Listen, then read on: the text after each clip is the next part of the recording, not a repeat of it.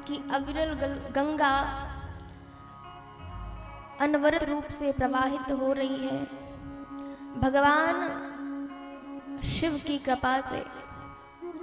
और हम सभी धन्य हैं कि भगवान शिव के दरबार पे आप सभी लोग इस भगवान राघवेंद्र सरकार के पावन पुनीत चरित्र को श्रवण कर रहे हैं। निस्संदेह आप लोगों के ऊपर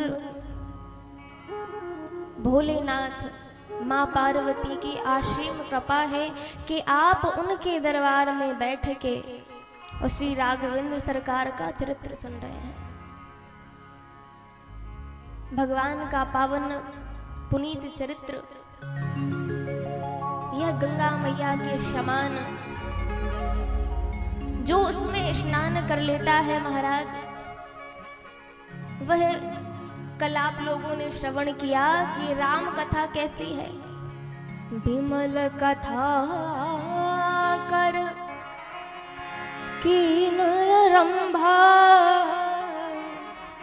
और सुनहि न साहि काम मददंभ, सुनहि न साहि काम मृददंभ। ये विमल कथा है। हमारा मन मलिन है जिसमें षड विकार व्याप्त हैं, भरे हुए हैं। काम क्रोध लोभ मोह मत्सर इत्यादि हमारे मन मानस में ये खड विकार व्याप्त हैं। और इन विकारों को दूर करने वाली श्री रामचरितमानस है जो हमारे मलिन मन को विमल कर देने वाली है। इसमें स्नान करने से होता क्या है? सादर मंजन पान केते और मिटहि पाप परिताप हेते। इस पावन पुनीत कथा में जो स्नान करता है तो उसने जो भी जीवन में पाप किए हैं महाराज, वह सब पाप समाप्त हो जाते हैं। क्योंकि ये जन्म जन्म की मैली चादर है और इसको साफ करने के लिए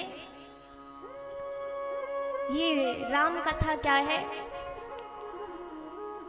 अविरल गंगा है। मैली चादर ओढ़ के कैसे, मैली चादर ओढ़ के कैसे द्वार तुम्हारे मेरी चादर ओढ़ के कैसे, मेरी चादर ओढ़ के कैसे द्वार तुम्हारे आओ। हे पावन परमेश्वर मेरे मन की मलगर सावो,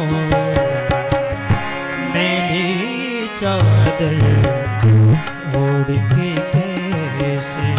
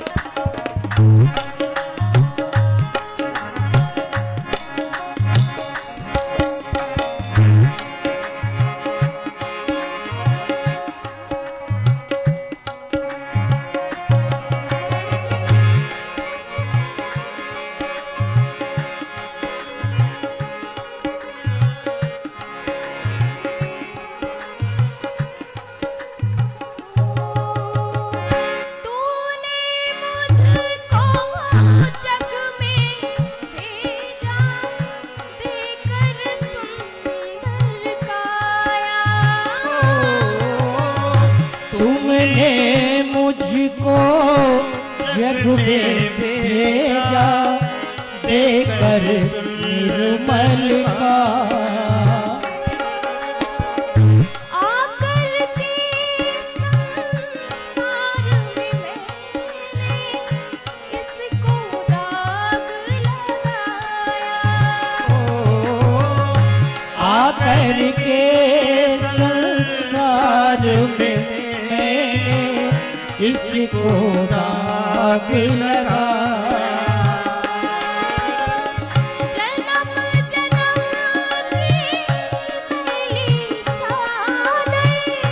जन्म जन्म की मेरी चादर, जन्म जन्म जन्म की मेरी चादर, जन्म जन्म की मेरी चादर, कैसे दाग छुड़ा मेरी चादर ओढ़ के कैसे द्वार तुम्हारे मेरी चादर ओढ़ के कैसे द्वार तेरे आऊं। हे पावन परमेश्वर हे पावन परमेश्वर मेरे, हे पावन परमेश्वर हे पावन परमेश्वर मेरे, मन ही मन हरसाऊं। मेरी चादर ओढ़ के कैसे द्वार तुम्हारे आऊं।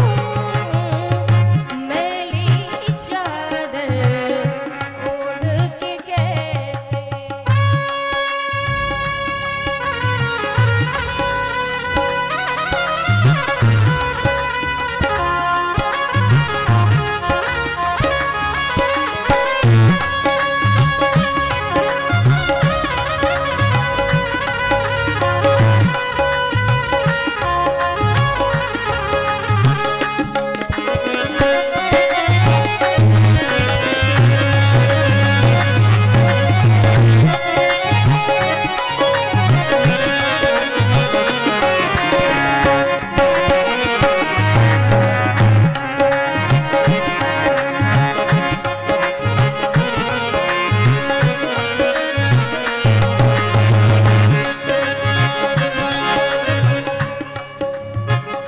निर्मल यानी आकर तुझसे नाम तेरा ना गाया। निर्मल वाणी पाकर के मैं नाम तेरा गाया। भगवान ने हमें कृपा करके ये पावन पवित्र निर्मल काया दी और हम उस परमात्मा को ही भूल गए इस संसार में आके। हम कैसे हैं? भक्त कहता है निर्मल योनि हर तुझसे नाम तेरा ना गाया हो नयन मोद कर हे परमेश्वर कभी न तुझको ध्याया। मेरे मोदी कर हे परमेश्वर कभी न तुझको ध्याया। मनवाड़ी की तारे फूटे मनवाणी के तारे टूटे, अब क्या गीत सुनाऊं। मैली चादर ओढ़ के कैसे द्वार तुम्हारे आऊं।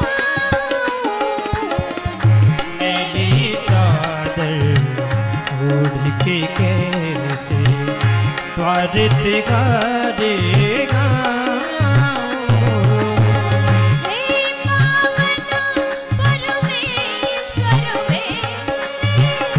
हे पावन परमेश्वर मेरे, मन ही मन सजमाओ, मैली चादर ओढ़ के कैसे, मैली चादर उड़ के कैसे।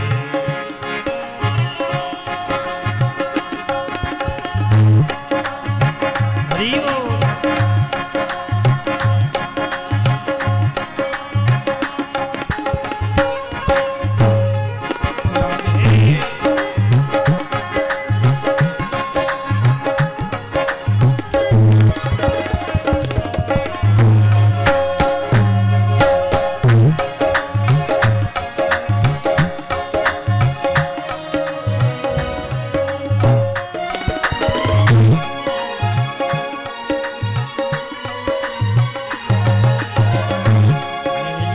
चादर उड़ के कैसे द्वार तिगारे आओ। हे पावन परमेश्वर मेरे, मन ही मन भजसाओ, मेरी चादर उड़ के कैसे, मेरी चादर उड़ के कैसे।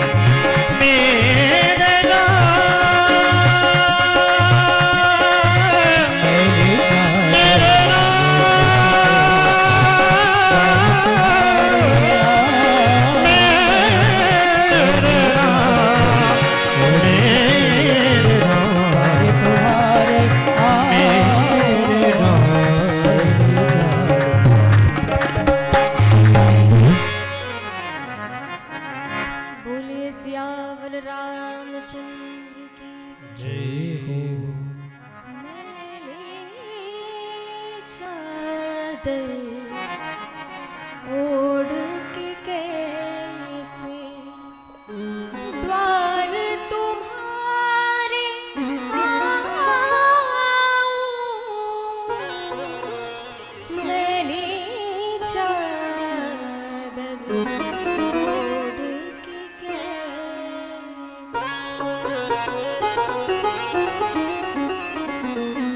भगवान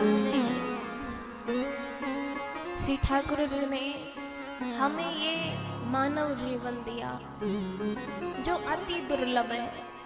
भगवान की कृपा से हमें पवित्र मानव देह तो मिल गया। सांख्य शास्त्र में भगवान कपिल मां देवहूति को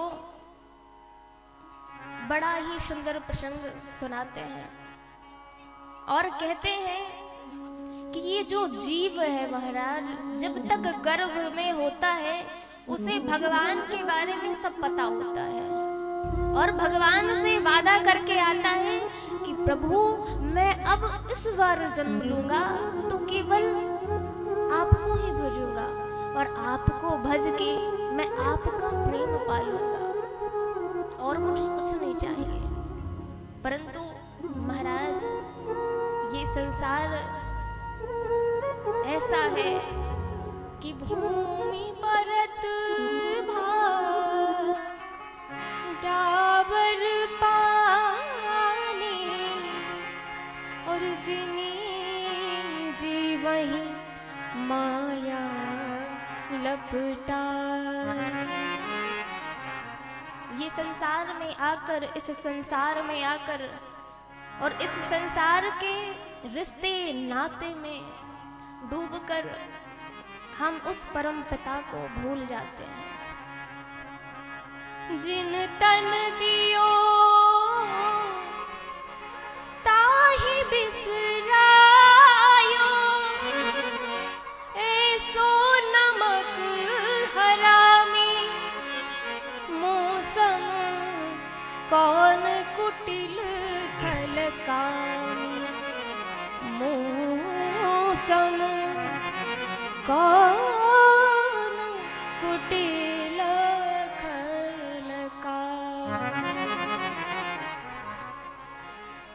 संसार में हम जन्म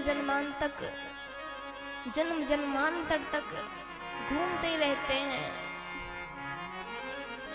एक योनि प्राप्त की दूसरी, ऐसे ऐसे 84 लाख योनियां व्यतीत हो जाती हैं, पर हम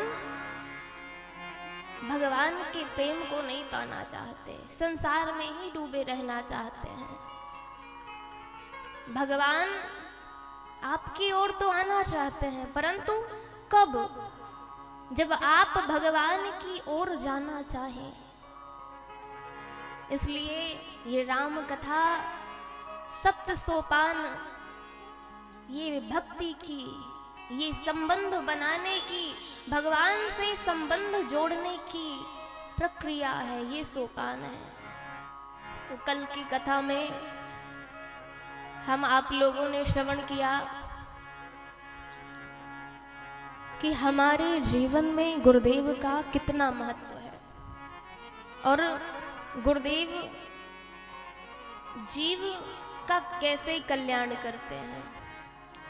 राम नाम की महिमा को सुना, तदोपरांत परिकर समाज की वंदना गोस्वामी तुलसीदास जी महाराज ने की है और कथा प्रयागराज पहुंची। गोस्वामी तुलसीदास जी महाराज ने परिचय कराया भरद्वाज जी महाराज का, और यहाँ पर याज्ञवल्क्य जी और भरद्वाज जी के मध्य सत्संग हो रहा है। और सत्संग में हमने क्या सुना था कि भरद्वाज जी पूछ रहे हैं कि प्रभु आप यह बताइए कि राम कौन है। कल यही सुना था ना आप लोगों ने कि राम कौन है। तब याज्ञवल्क्य जी ने कहा कि भरद्वाज जी,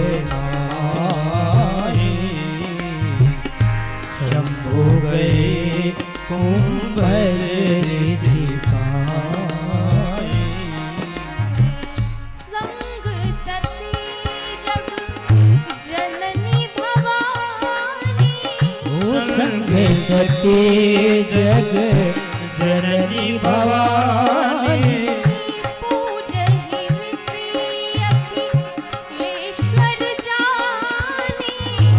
पूजहि ऋषि अखिलेश्वर जानी।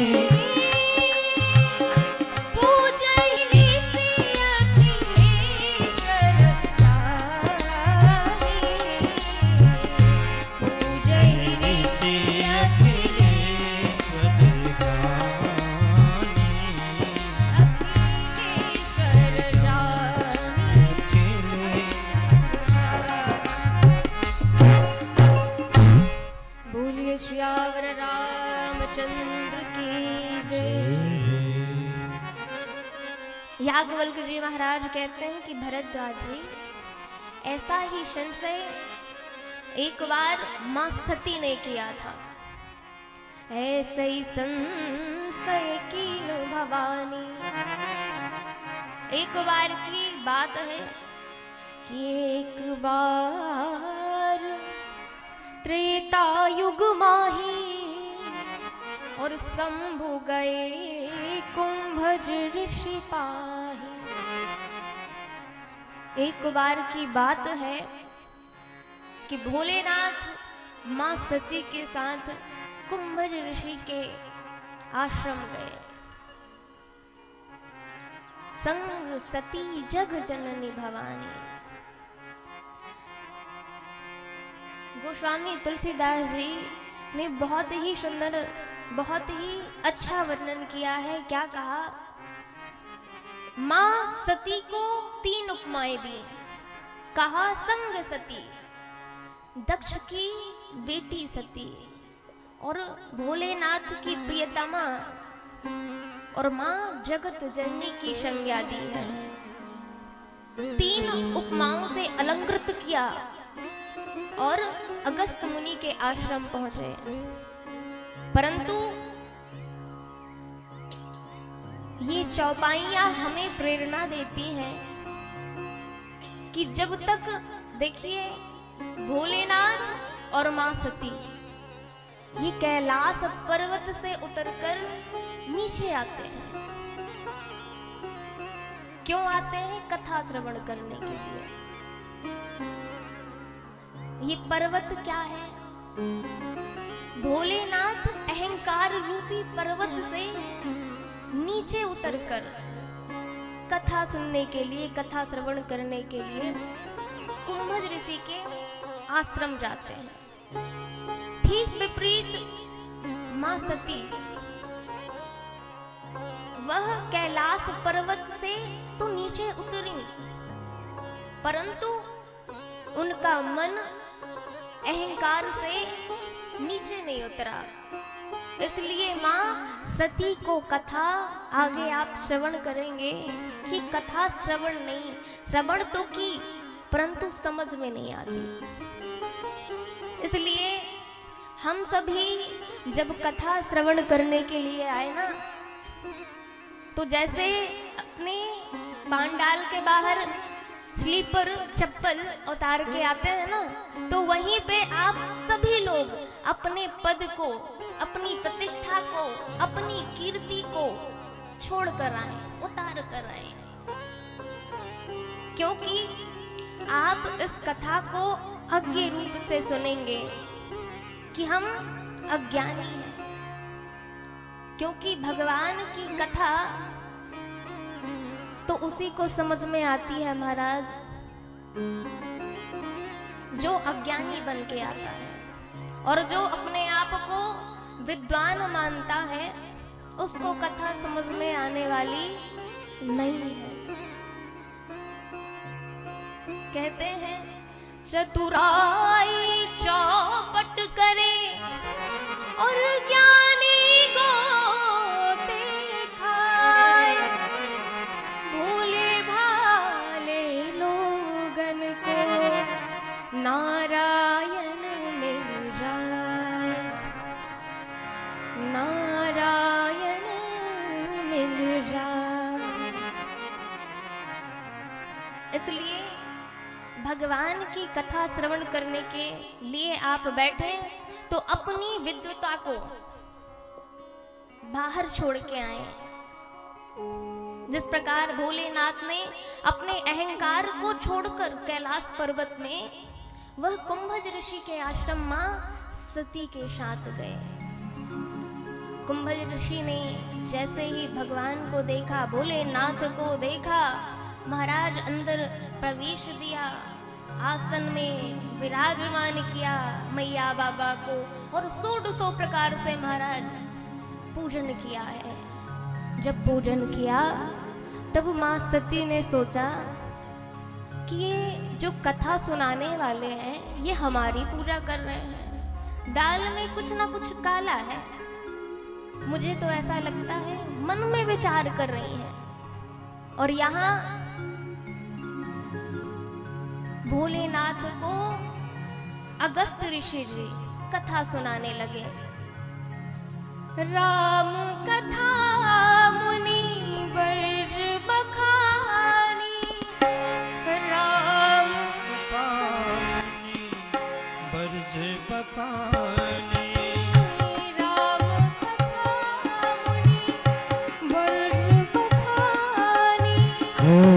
राम कथा मुनिवर जे बखानी। सुनी महेश परम सुख मानी। और सुनी महेश परम सुख मानी। राम कथा मुनि वर्ज बखानी। राम कथा मुनि वर्ज बखानी।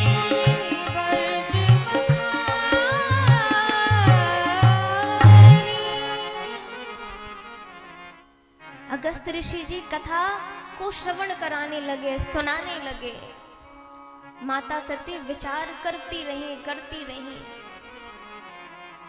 और कहा भोलेनाथ से कि बाबा अब हमारा मन कैलाश जाने का हो रहा है।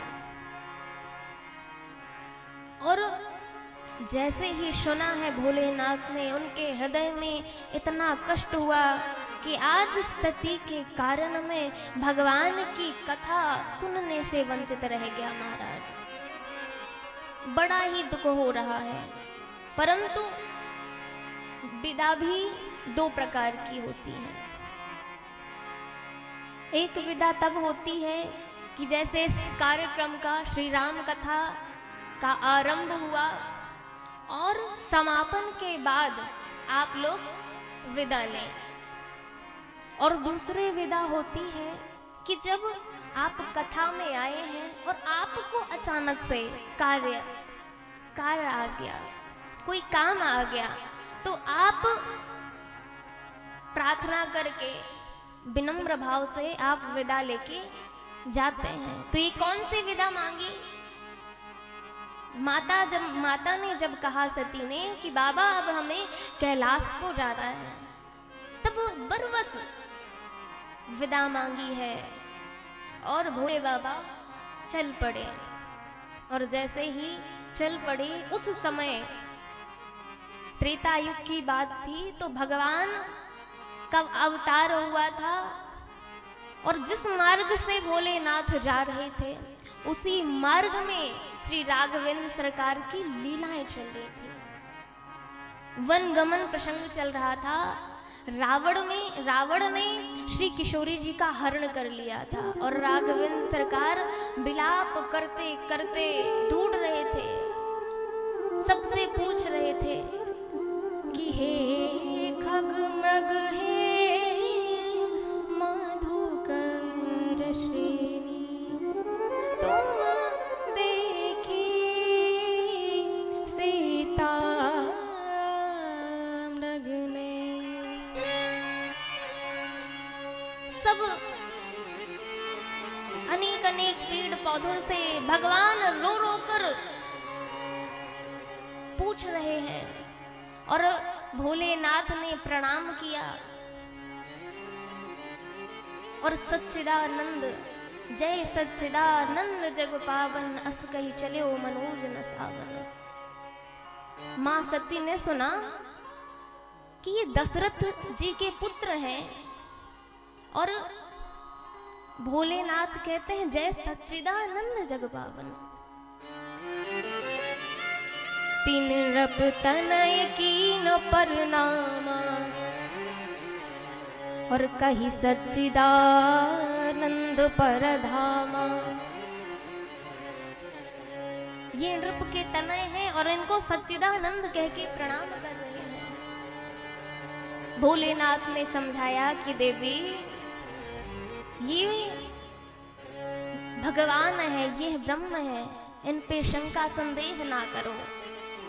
ये वो है जासु कथा कुंभज ऋषि गाई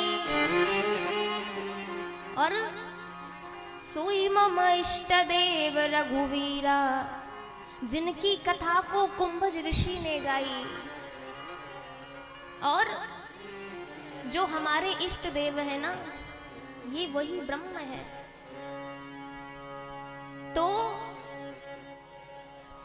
देखिए महाराज कि हमारे जीवन में हमारे माता पिता का, हमारे बड़ों का श्रेष्ठ है जो, वह हमारा भी श्रेष्ठ होना चाहिए। वहाँ पर किसी की आदेश लेने की आवश्यकता नहीं है। जिन माता पिता ने जिनका इष्ट, जिनका प्रिय और जिनका आदर्श, जिनको आदर्श मानते हैं, तो हमें आदेश लेने की आवश्यकता नहीं है, वह हमारे भी पूजनीय है। तो माता सती को जब भोलेनाथ ने राघवेंद्र सरकार को प्रणाम किया है, तो माता सती को भी प्रणाम कर लेना चाहिए। परंतु माता सती ने नहीं किया और बार बार समझाने पर भी भोले बाबा ने एक बार समझाया, 2 बार समझाया, और जब सती नहीं मानी तो भोले बाबा ने स्वयं को समझा लिया कि अब ये मानने वाली नहीं है। भोलेनाथ कहते हैं कि आपको अगर इतना ही संदेह है तो आप जाइए और परीक्षा ले लीजिए। एक व्यक्ति ने गोस्वामी तुलसीदास जी से कहा कि बाबा, जब माता सती भोलेनाथ के साथ कथा श्रवण करने के लिए गई, तब आपने कितना सम्मान से उनको अलंकृत किया है। संग सती जग जननी भवानी, पूजो ऋषि अखिलेश्वर जानी। कितनी उपमाएं दी हैं आपने। परंतु जब वे वापस आई तो आपने कहा कि मुनि सन विदा मांगी त्रिपुरारी, और चले भवन संग दक्ष कुमारी। दक्ष की बेटी वापस लौट रही है, ऐसा क्यों बाबा? तब क्रोधित होते हुए उग्र स्वभाव से गोस्वामी तुलसीदास जी कहते हैं कि जो मेरे राम का नहीं हुआ, वो मेरा कैसे हो सकता है।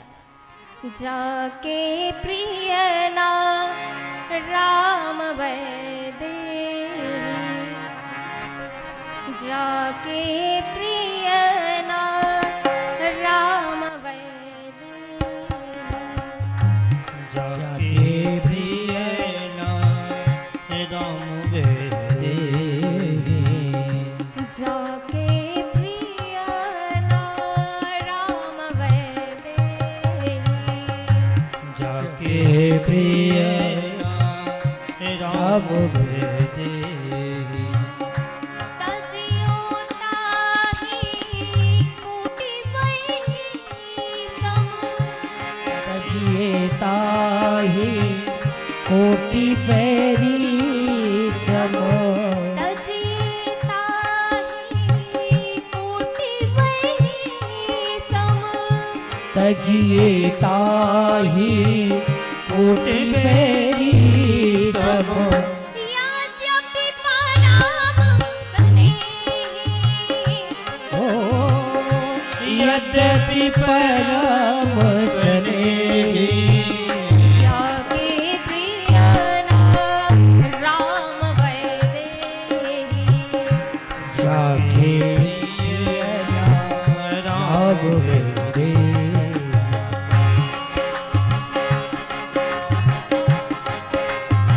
हरि बोल।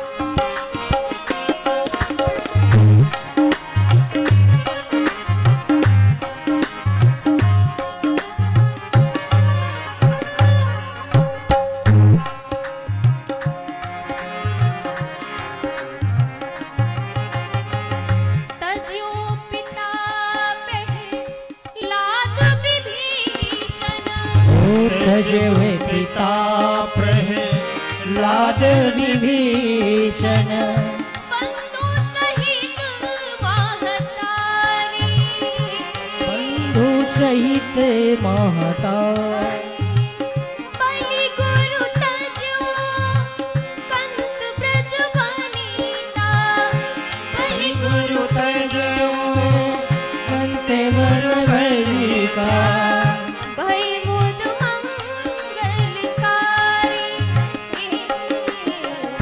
जाके प्रिय नाम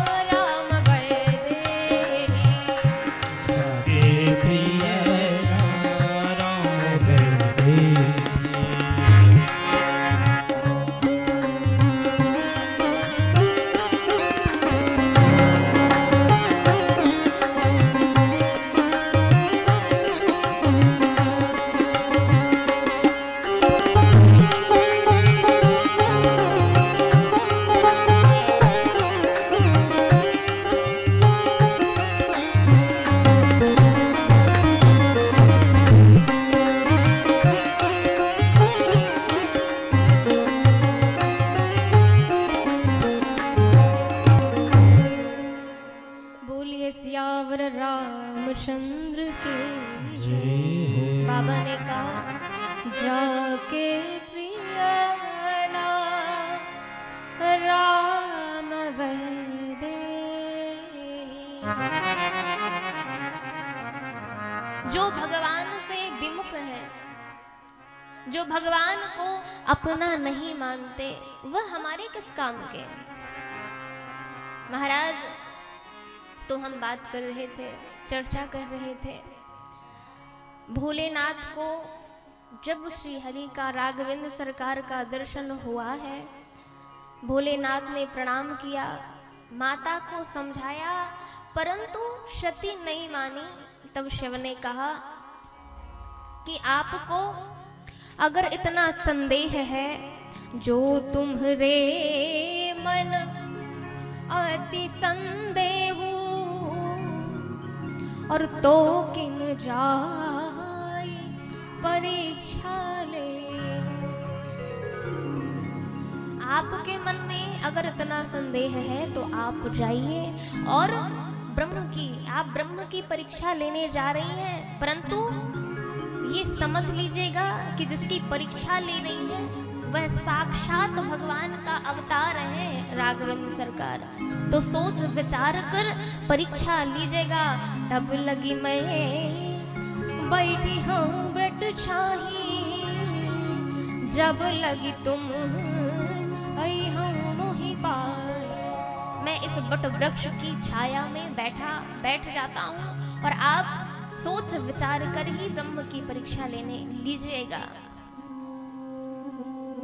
और सती जी, जैसे ही आपके मन में जो संदेह है, जैसे जाय मोह ब्रह्म भारी और करे हूँ तो जतन विवेक विचारी। वही विवेकपूर्ण, उस विवेक पूर्णता से आप परीक्षा लीजिएगा। माता सती चल पड़ी और विचार करने लगी, क्या करूं। विचार किया कि जिन सीता जी को राघवेंद्र सरकार ढूंढ रहे हैं, तो मैं उनका वेश धरकर उनके सामने, उनके आगे आगे चलूंगी। अगर यह ब्रह्म होंगे तो मुझे पहचान जाएंगे, मुझे जान लेंगे कि मैं कौन हूं। और ब्रह्म नहीं होंगे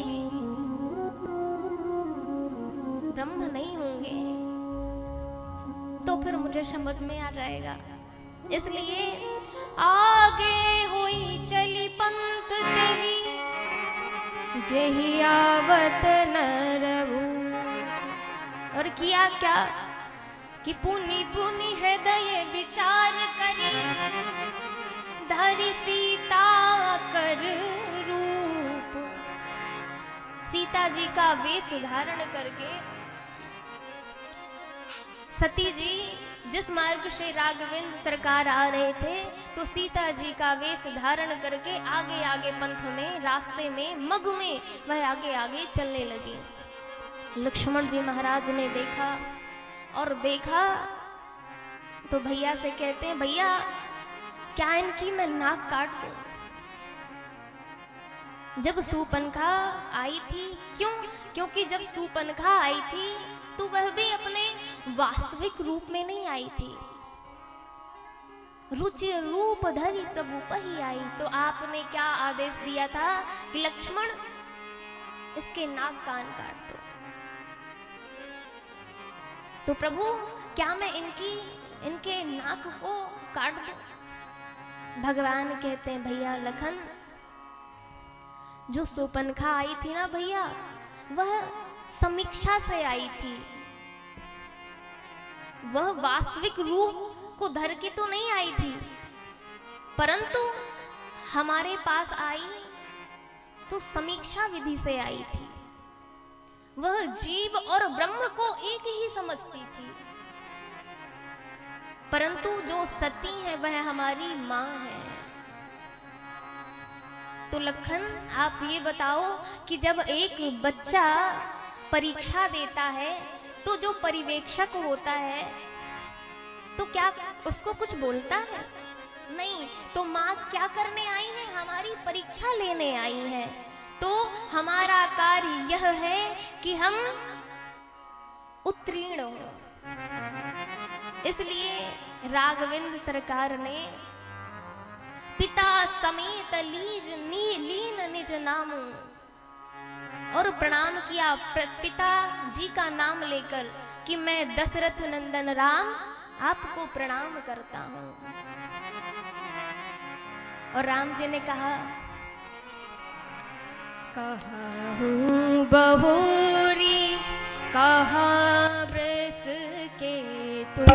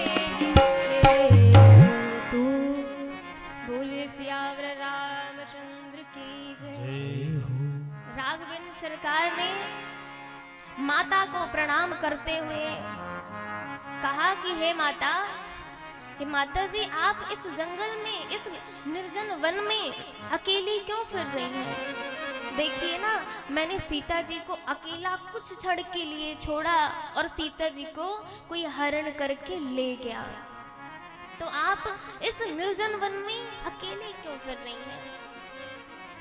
संदेश यहाँ पर यह मिलता है कि किसी कन्या या किसी स्त्री, बहू, बेटी को अकेले नहीं रहना चाहिए। पिता के सानिध्य में रहना चाहिए, या भाई के सानिध्य में रहना चाहिए, या पति के सानिध्य में रहना चाहिए। इसलिए बाबा ने पूछा कि कहा हूँ बहोरी कहाँ वृष केतु, और विपिन अकेली फिरहु कहिए तो, अकेली आप क्यों फिर रही हैं? माता सती जी ने जब ही सुना महाराज कंपित होने लगी। मैं शंकर कर कहा न माना, निज ज्ञान राम पर आना। मैंने बाबा की बात ना मानी और निज में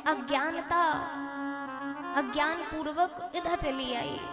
थर थर कांपने लगी, आंखें बंद कर लिया, अश्रुपात होने लगे। महाराज जब आंखें खोलती हैं तो क्या देखती हैं? सोई रघुवर सोई लक्ष्मण सीता। और क्या देखा? देखे शिव विधि विष्णु अनेका, आमित प्रभाव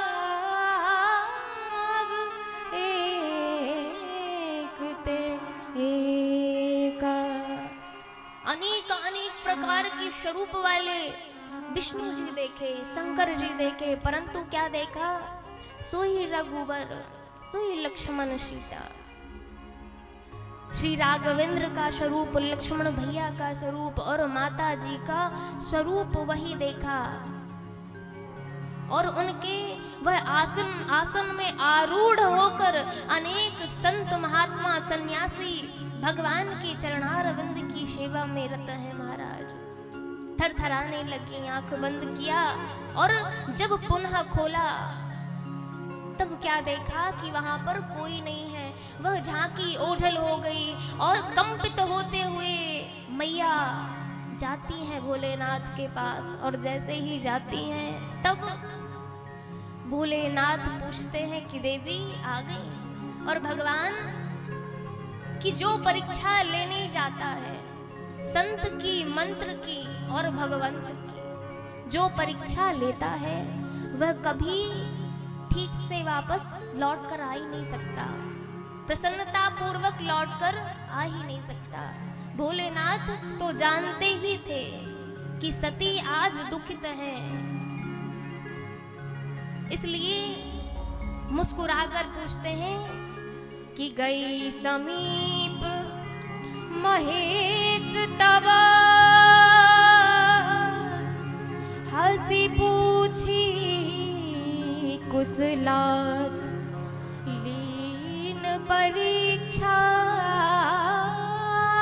कवन विधि कहू सत्य सब बात। भगवान भोलेनाथ की महिमा का क्या कहना महाराज। भोलेनाथ ने मुस्कुराकर कि पूछा कि सती यह बताइए और सत्य बताइएगा, कहूँ सत्य सब बात। आप यह सत्य बताइएगा कि आपने किस प्रकार से भगवान की परीक्षा ली है। सती मैया ने कहा कछु न परीक्षा लीन गोसाई, कछु न परीक्षा लीन गोसाई, कछु न परीक्षा लीन गोसाई, कीन प्रणाम तुम्हारे हिनाई, कीन प्रणाम तुम्हारे हिनाई। तब शंकर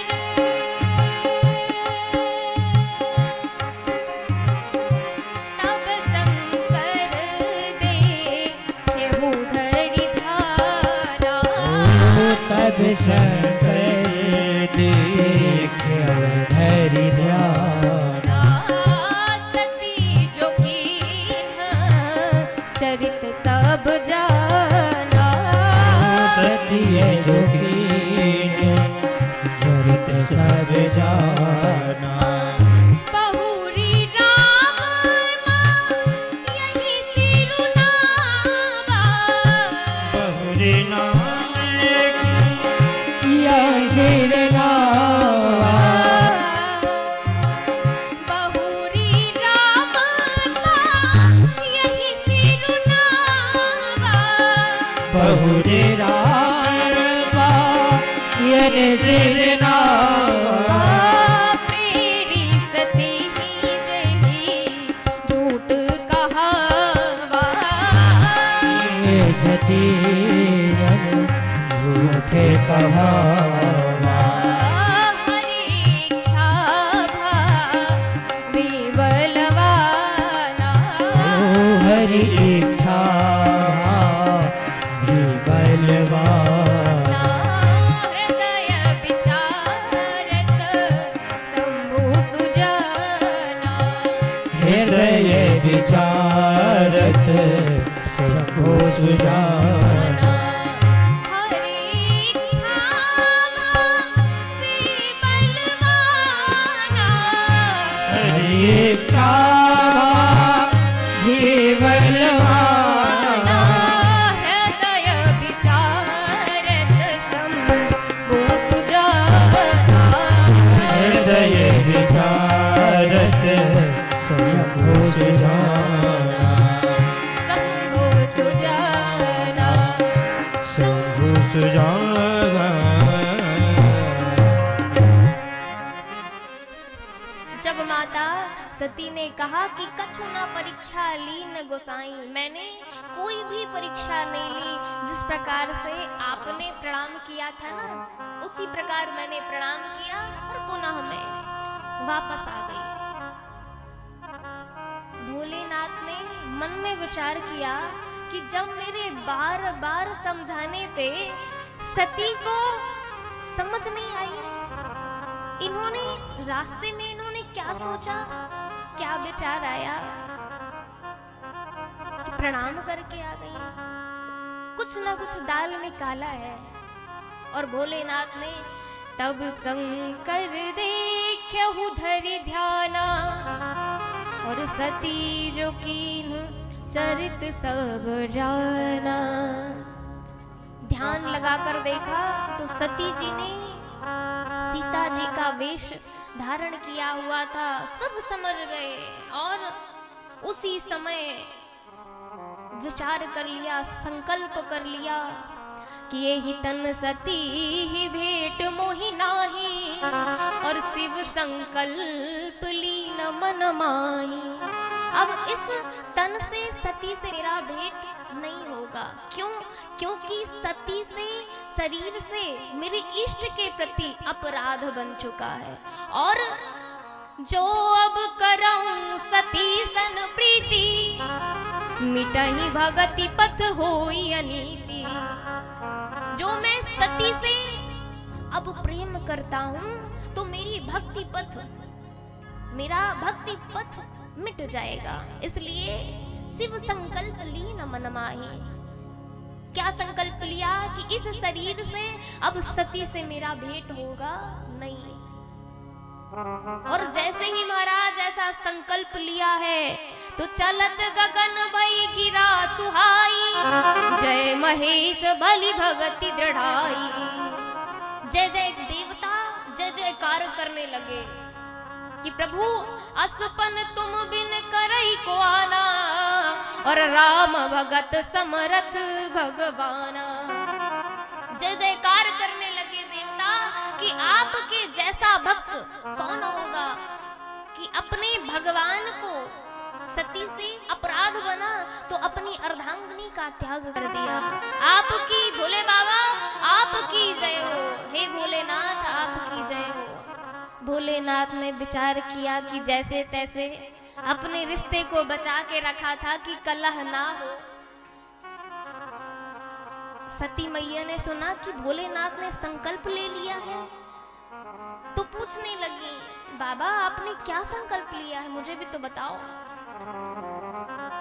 भोलेनाथ विचार करने लगे कि अगर मैं सती से कहता हूं कि मैंने तुम्हारा त्याग कर दिया है तो सती दुखित हो जाएंगी, इसलिए सती को बताना उचित नहीं है। तो कहा कि सती मैं तुम्हें एक पुराण का रहस्य बताता हूँ, सुनाता हूँ, सुनो। सती जी ने विचार किया कोई बात नहीं, कैलाश तो चलेंगे ही, वहां तो हमारी ही चलने वाली है तो वहीं पूछ लेंगे। और सही बात तो ये है कि घर में पतियों की कम और पत्नियों की ज्यादा चलती है। तो विचार करने लगी कि घर में तो पूछ ही लूंगी। महादेव कथा प्रसंगों को कहने लगे और भगवान शिव की महिमा क्या कहना। शिव नाम तेरी महिमा जग तीन लोक गाए। शिवनाथ तेरी महिमा जग तीन लोक गाए।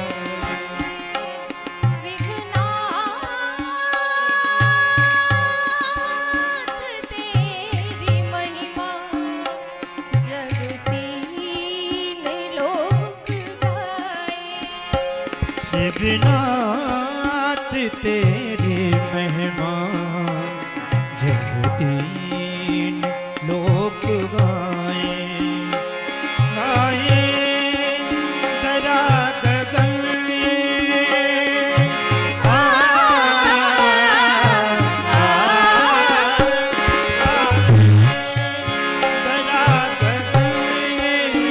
और झूमे दशों दिशाएं।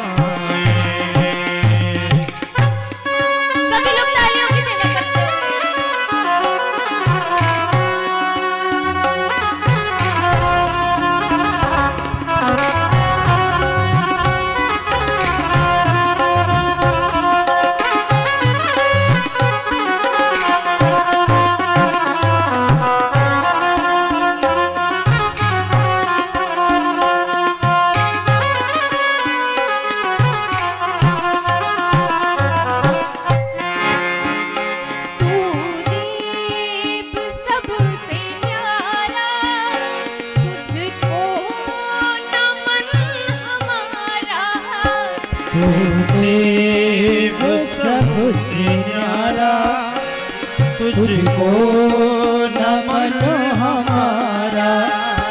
लाई है तेरे द्वारे दर्शन की कामनाएं, और लाई है तेरे द्वारे दर्शन की कामनाएं। शिव नाम तेरी महिमा हरि बोल। तीन लोक गाए। शिवनाथ तेरी महिमा जब तीन लोक बोलिए गाए। भोलेनाथ की।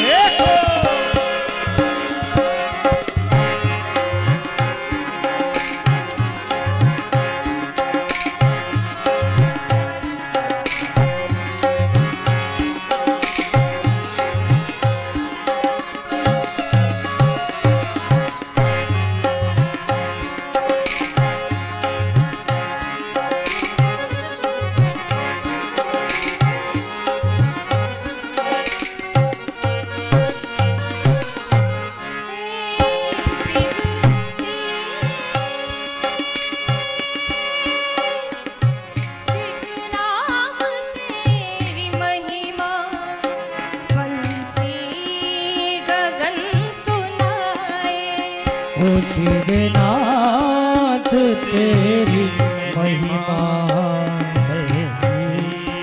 पवन सुनाए। शिवनाथ तेरी महिमा पंछी पवन सुनाए। ओ शिवनाथ तेरी महिमा पंछी पवन सुनाए। हे भोले भंडारी तेरी सदा ही जय। हे भोले भंडारी तेरी सदा ही जय। हे मेरे शिव बाबा तेरी सदा ही जय। हे मेरे शिव बाबा तेरी सदा ही जय। हे भोले भंडारी तेरी सदा ही जय। हे शिव बाबा तेरी सदा ही जय। हे भोले भंडारी तेरी सदा ही जय। हे घोष पुकारी तेरी सदा ही जय। हे भोले भंडारी हे भोले भंडारी तेरी सदा हे भोले भंडारी तेरी सदा ही जय। हे भोले भंडारी तेरी सदा ही जय। हे भोले भंडारी तेरी सदा ही जय। हे भोले भंडारी तेरी सदा ही जय। भोले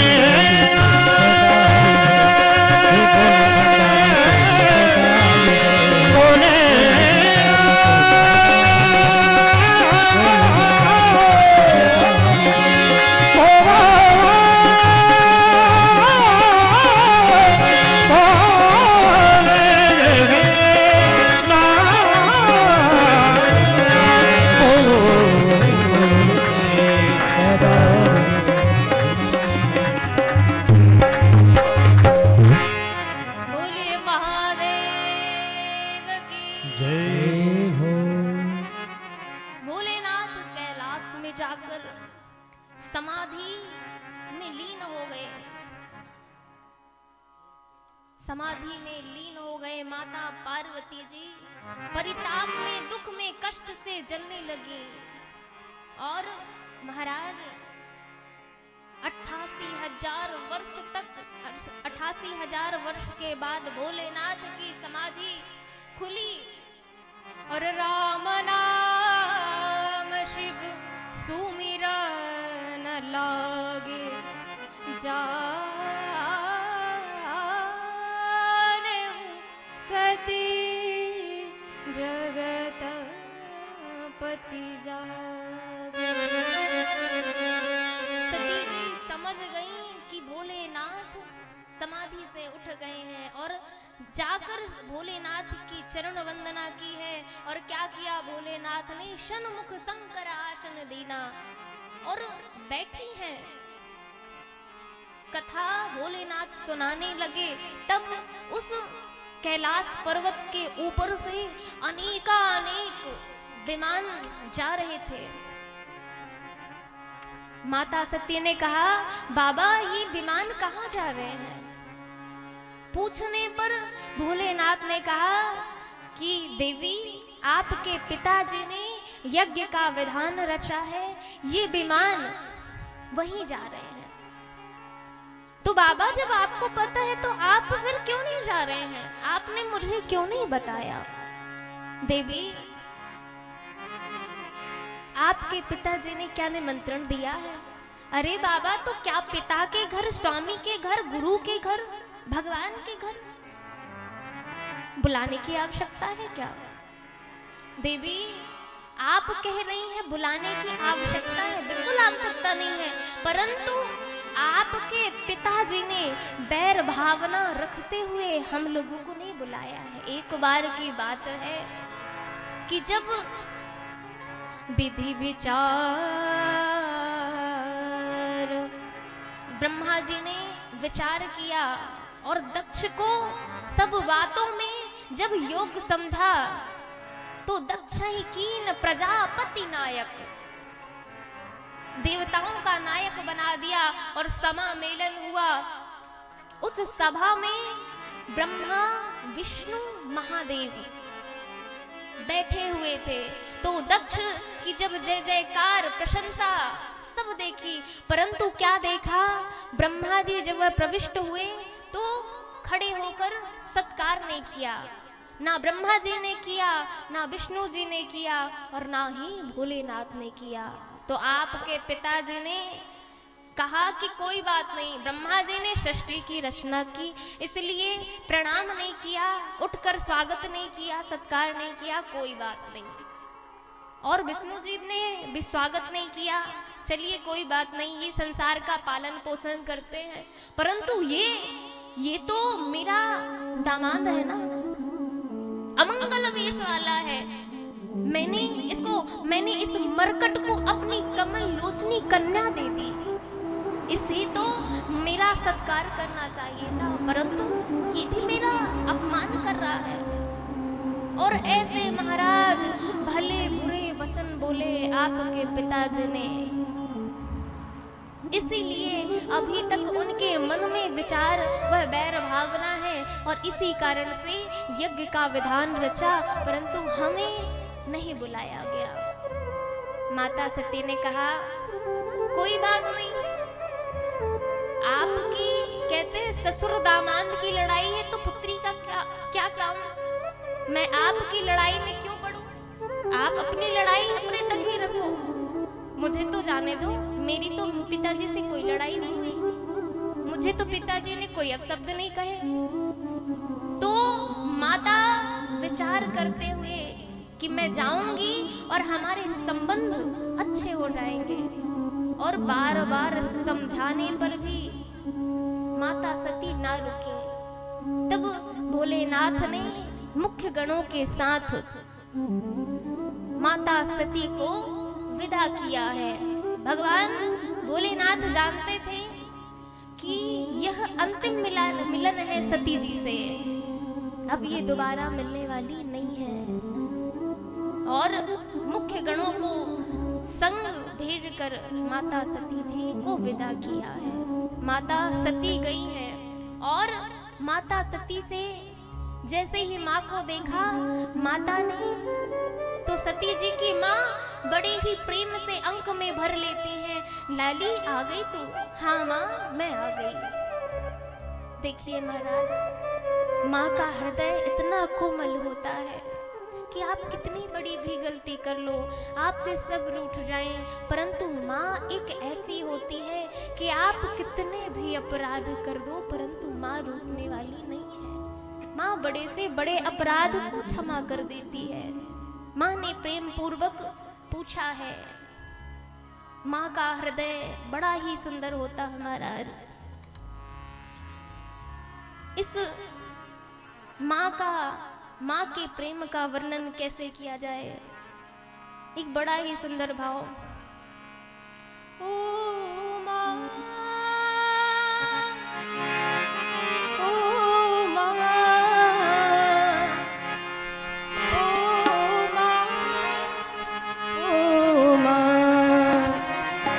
तू कितनी भोली है, तू कितनी अच्छी है, प्यारी प्यारी है। ओ माँ, ओ माँ, ओ माँ, ओ माँ। तू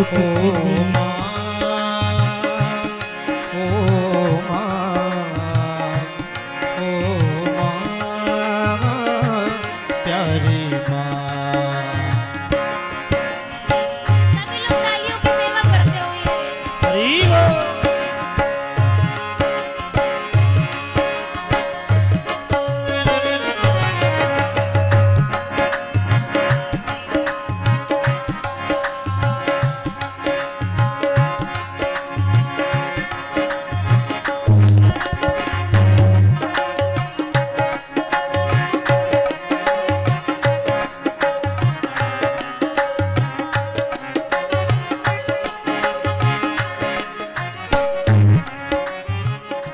ये जो दुनिया है, ये वन है कांटों का, तू फुलवारी है। ओ माँ, ओ माँ, ओ माँ, माँ बच्चों की जान होती है। ओ माँ बच्चों की जान होती है। माँ बच्चों की जान होती है। माँ बच्चों की जान होती है। वो होते हैं किस्मत वाले जिनकी माँ होती है। जो होते हैं किस्मत वाले उनकी जान होती है। तू कितनी सुंदर है, देखो तू कितनी शीतल है, तू न्यारी न्यारी है। ओ माँ, ओ माँ,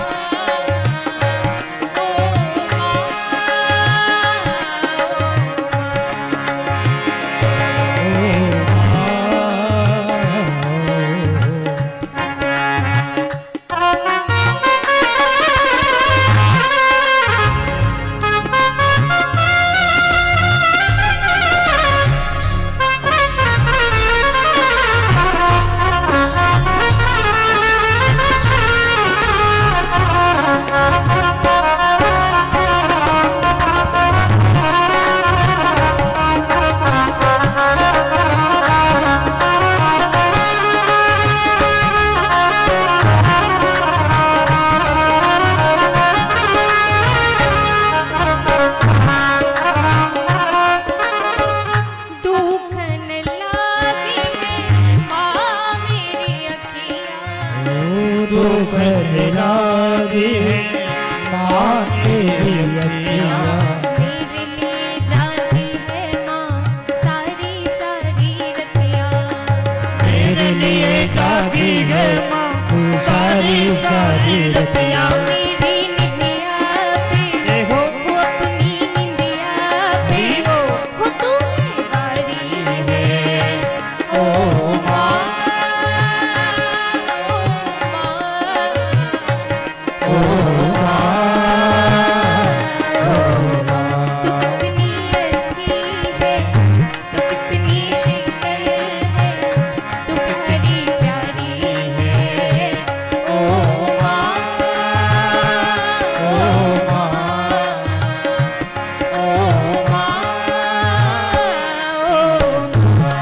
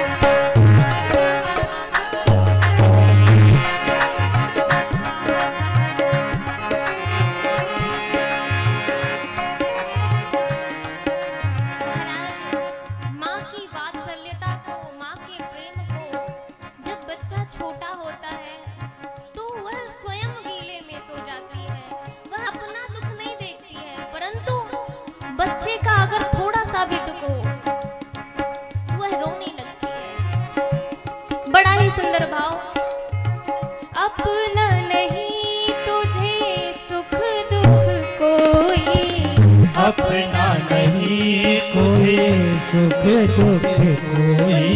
मैं मुस्काया तू मुस्काई, मैं रोया तू रोई। मैं मुस्काया तू मुस्काई, मैं रोया तू रोई। मेरे हंसने पे ओ मेरे रोने पे तू बलिहारी है। ओ माँ, ओ माँ, ओ माँ, तू कितनी अच्छी है, तू कितनी भोली है, प्यारी प्यारी है। ओ माँ, ओ माँ, ओ माँ, ओ माँ, ओ प्यारी माँ, ओ भोली माँ, ओ न्यारी माँ।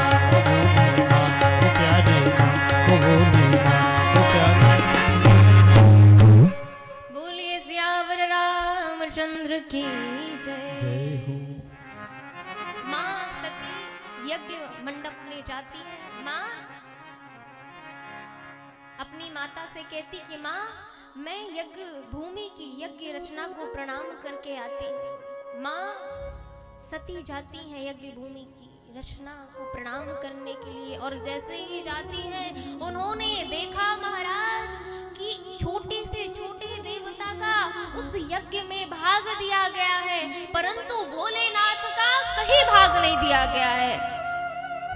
माँ क्रोधाग्नि में धधक उठी और कहा कि जिसने जिसने मेरी पति की, जिसने जिसने महादेव की यहाँ पे निंदा की है, निंदा सुनी है, वह उनको उस स्वरूप का फल मिलेगा। और ये मंद पिता, ये मूर्ख पिता मेरे पति की अवहेलना करता है, अपमान किया। मैंने इस स्वरूप में इनके शुक्र से ही जन्म लिया है, और मैं इसी समय इस देह को भस्म करती हूँ, और क्रोध में बामंग पैर के अंगूठ से अग्नि को प्रज्वलित करती है, और माता सती भस्मीभूत हो गई। महाराज भस्मीभूत हुई, नंदी भृंगी सभी लोग जो मुख्य गण गए थे रोने लगे, हाहाकार मच गया। सभी लोग जाकर भोलेनाथ को समाचार सुनाते हैं। भोलेनाथ ने जब सुना, भोलेनाथ अपने जटाओं को उखाड़ा है, भूमंडल में फेंका है, उसमें से वीरभद्र प्रकट हो गया। वीरभद्र जब प्रकट हुआ तो भोलेनाथ ने कहा कि जाओ और यज्ञ को विध्वंस कर दो। जय, जाओ और यज्ञ का विध्वंस कर दो। वीरभद्र गए और किसी की दाढ़ी उखाड़ी, किसी की बत्ती सी तोड़ी, और यक्ष की, दक्ष की धड़ उखाड़ कर यज्ञ भूमि में स्वाहा कर दिया। यज्ञ का विध्वंस कर दिया। यज्ञाचार देवताओं में हाहाकार मच गया। सभी लोग ब्रह्मा जी के पास गए। ब्रह्मा जी के पास गए तो बोले, हे पितामह आप हमारी रक्षा कीजिए, आप हमारी रक्षा कीजिए। पितामह ब्रह्म ने कहा, अरे पागलो, तुम्हें इतना तो पता होना चाहिए कि तुम कहाँ जा रहे हो। देखो भोलेनाथ को नहीं बुलाया दक्ष ने, तो ना मैं गया और ना विष्णु गए, परंतु तुम लोग को इतना विवेक तो होना चाहिए कि कोई क्यों बुला रहा है, किस लिए बुला रहा है। देवताओं ने हाथ जोड़ के कहा, प्रभु प्रभु अब तो गलती हो गई, जो हो गया सो हो गया, अब हमारी समस्या का निदान बताइए प्रभु। जाकर भोलेनाथ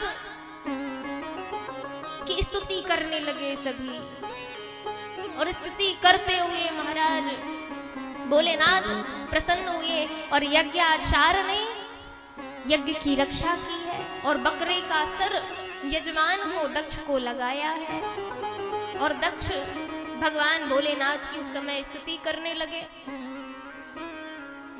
सती जी मरते वक्त क्या मांगा उन्होंने, बिनती सुनिए नाथ हमारी, बिनती सुनिए नाथ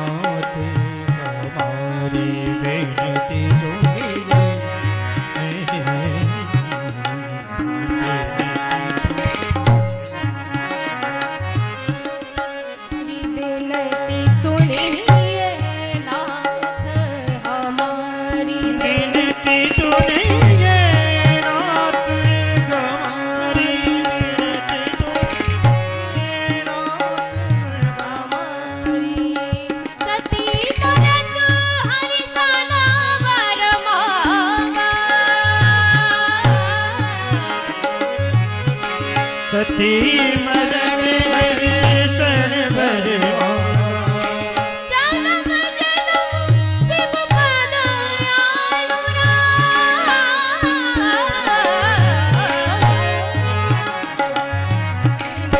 सुनिए नाथ हमारी विनती सुनिए नाथ गवार विनती सुनिए नाथ हमार विनती सुनिए विनती सुनिए विनती सुनिए नाथ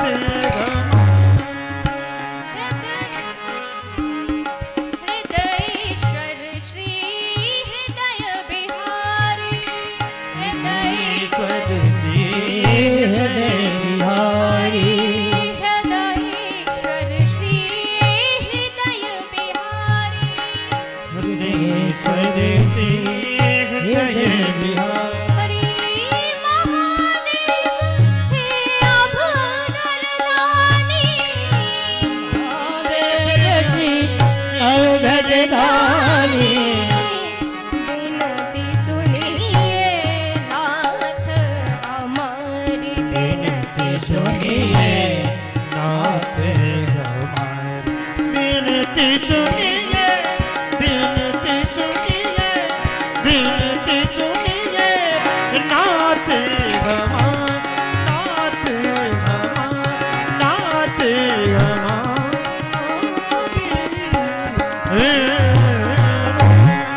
बोलिए भूत वावन भोलेनाथ की जय हो माता सती ने प्रार्थना की मरते समय सती मरत हरि स्तन वर मांगा ऐसा वरदान मांगा है प्रभु आप इस दक्ष जैसे पिता की पुत्री मत बनाना भले ही किसी शैल पर मेरा प्राकट्य कर देना मुझे प्रकट कर देना पर ऐसे मंद पिता के घर पे आंगन पे मुझे पुत्री के रूप में मत देना इसलिए माँ शैल के ऊपर प्रगटी हैं और सती जी का जन्म प्रगट ते ही कारण हिम गिरिग्रह जाई जनमी पार्वती तनु पाई और सती जी अगले जन्म में पार्वती जी के रूप में शैल पर प्रगटी हुई है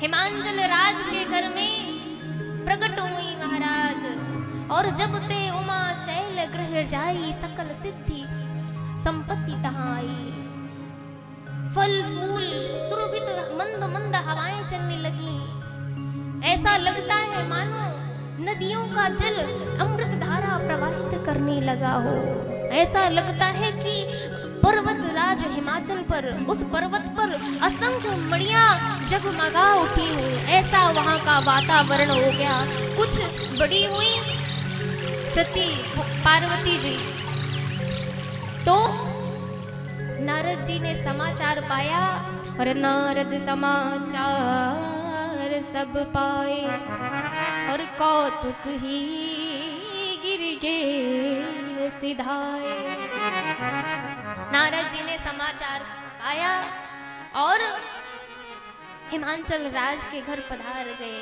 देखा महाराज देवर्षि नारद आए स्वागत सत्कार किया और आसन आसीन किया आसीन करके 100 प्रकार से महाराज नारद जी का आतिथ्य किया पूजन किया और कहा नारद जी हमारी एक बेटी है आप उसकी हस्तरेखाएं देखिए आप उसके दोष बताइए नारद जी कहते हैं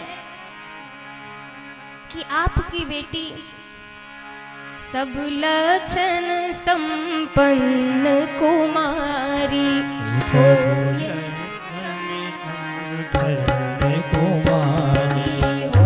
यही संतत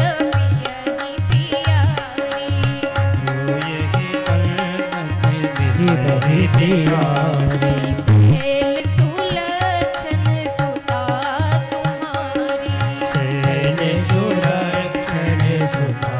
तुम्हारी हरि सुनहु जे अब गुण दुई चार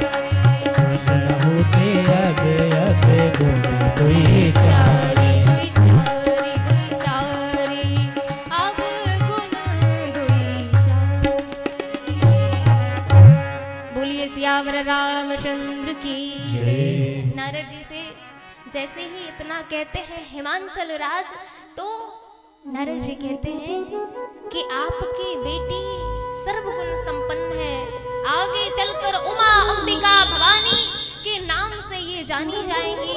इनके नाम से, इनके व्रत से, इनके आचरण से हर एक स्त्रियां पातिव्रत धर्म का पालन करेंगी।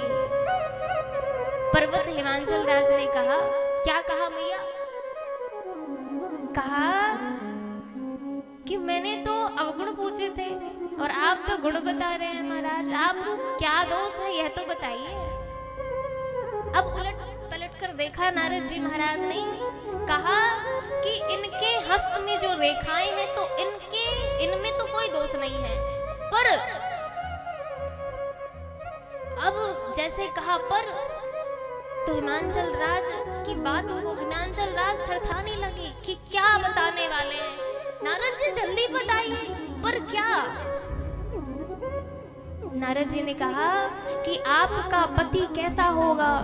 अगुण अगुण अमान, मातु पितुहीना।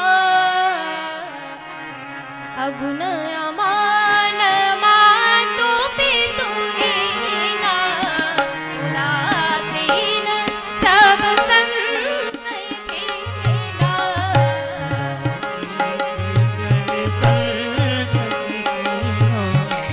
अगुण अमान मातु पितुहीना,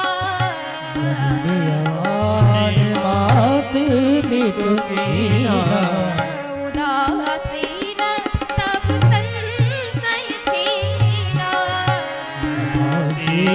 सब संशय छीना। अगुण अमान, अगुण अमान,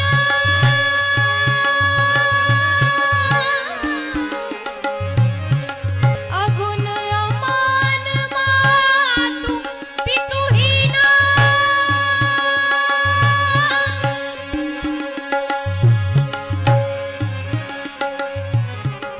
मातु पितुहीना, अगुण अमान मातु पितुहीना।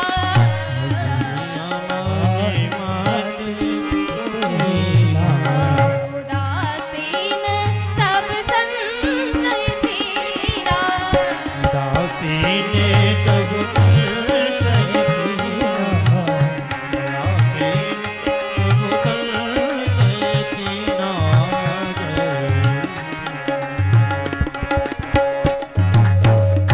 नारद जी ने कहा, अगुण अमान मातु पितुहीना, ये अगुण, परंतु जो जो नारद जी ने बताया है वह विपरीत ले लिया हिमांचल राज ने।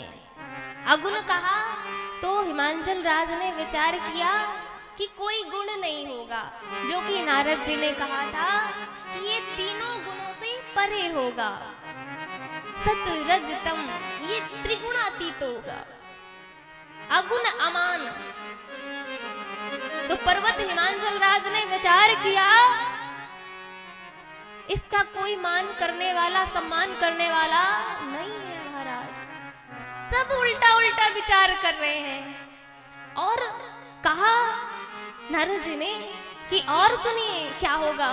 जोगी जटिल अकाम मन नगन अमंगल वेश, अस स्वामी यही कहा मिलहि परिहस्त असीर।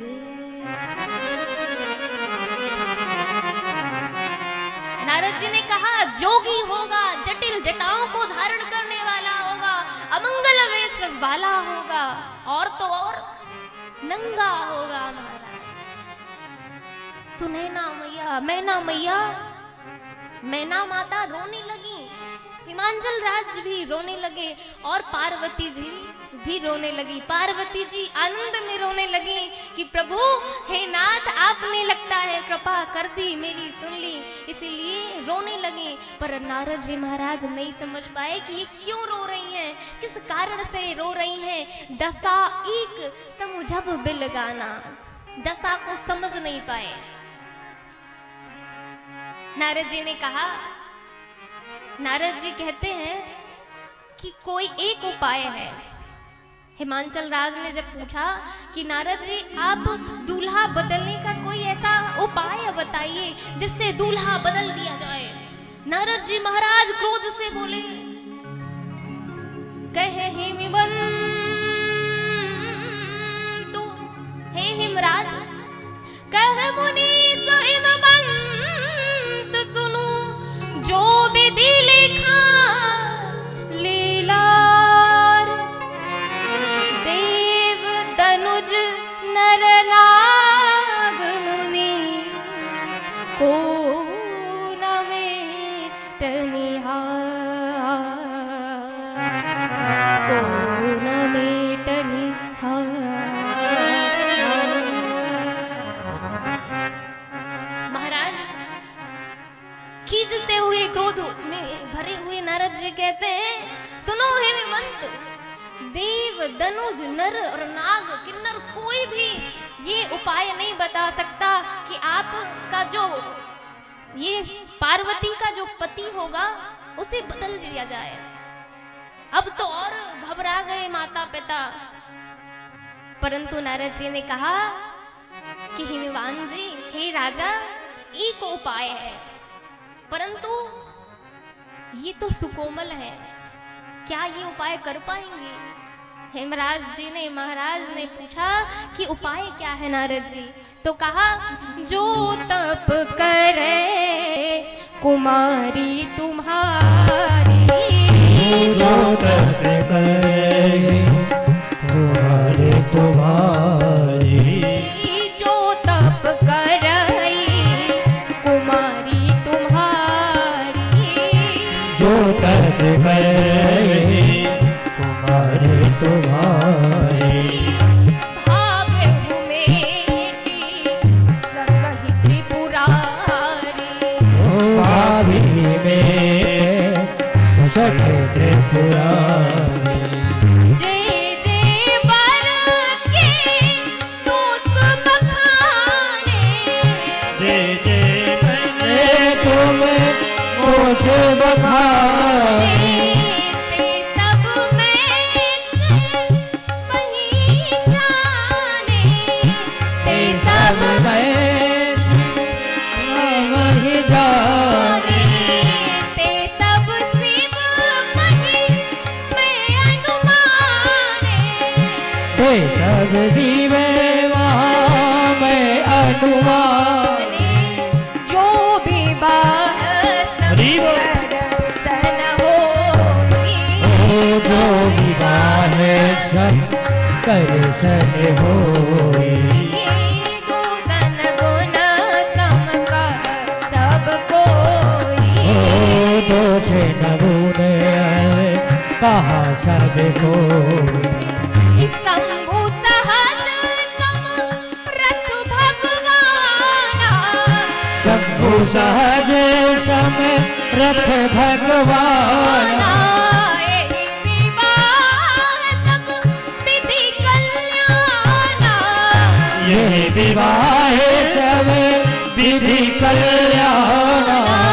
जो तप करे कुमारी तुम्हारी, जो तप करे कुमारे तुम्हारी, भावे त्रिपुरारी, भाभी में सकल त्रिपुरारी, भाभी में सकल त्रिपुरारी। बोलिए सियावर रामचंद्र की जय। जय। जो मैंने हिमांचल रात्रि जो मैंने बर के दोष बताए हैं वो सारे दोष महादेव पे हैं। और कहते हैं जो समर्थ होता है उनके दोष भी गुण सम होते हैं,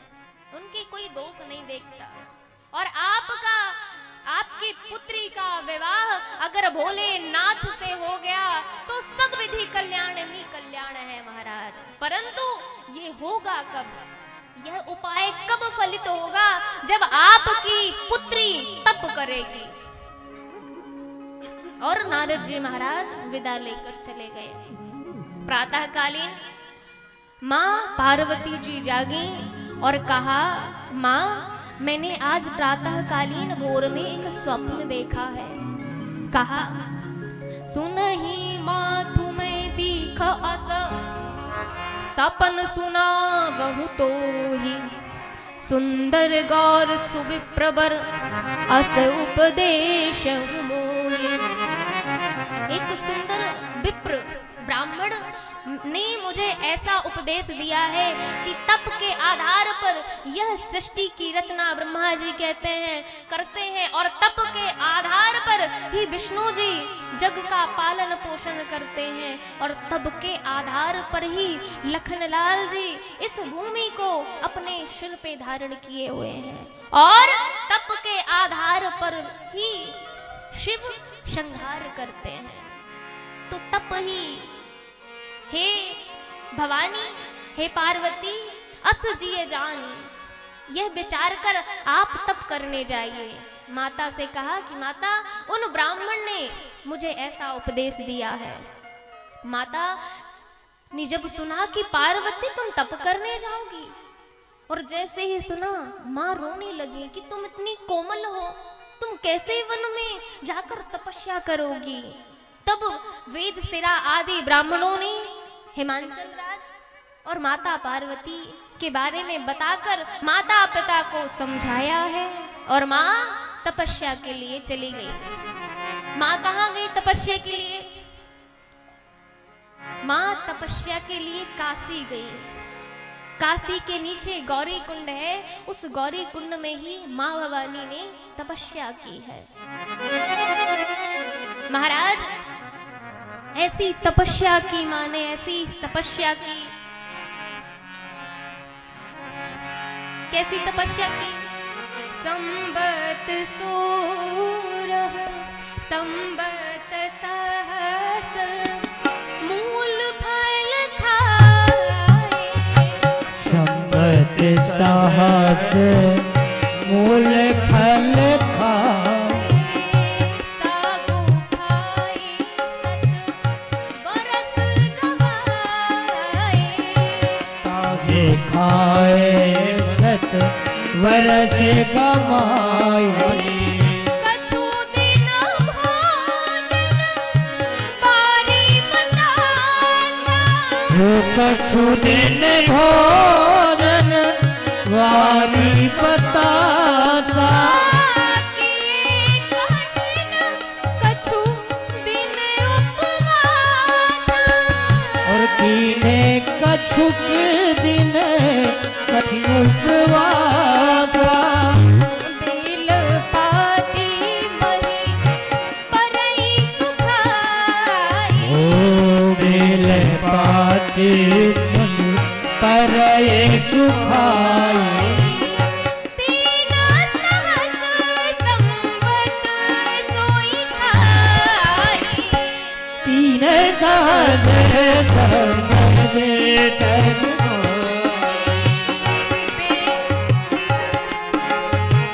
सभी लोग जोरदार तालियों के साथ।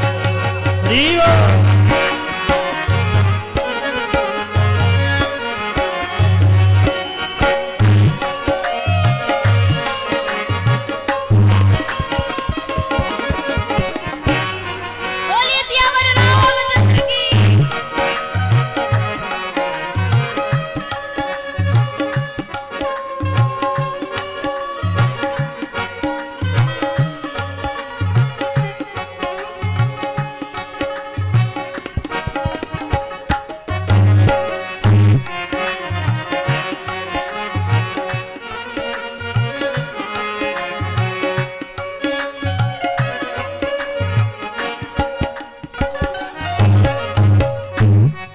बोलिए सियावर रामचंद्र की। 1000 वर्ष तक उन्होंने मूल फल खाए और 100 वर्षों तक पत्ते खाए, पत्ते खाकर बिता दिए, व्यतीत कर दिए। और कुछ दिवस तक वायु का आहार किया और कुछ दिन तक कठिन उपवास किया।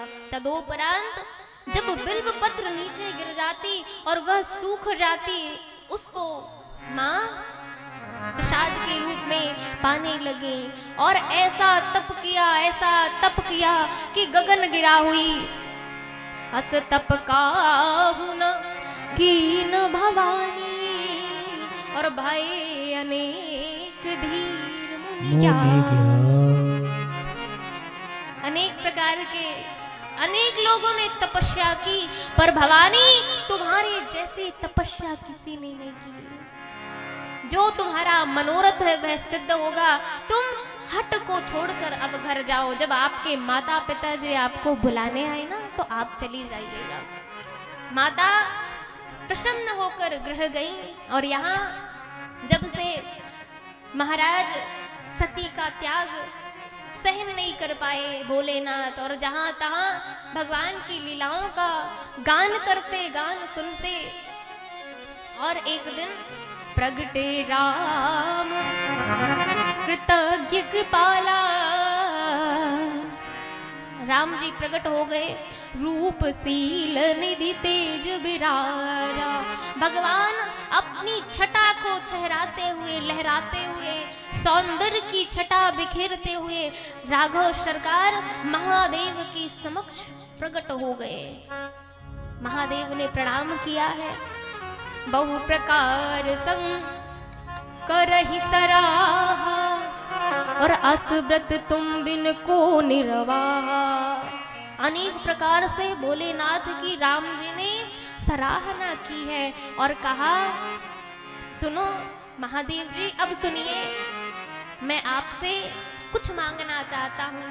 अब विनती मम सुना शिवा जो पर निर्जन तू जाए विवाह शैल जन और यह मोहि मांगे दे।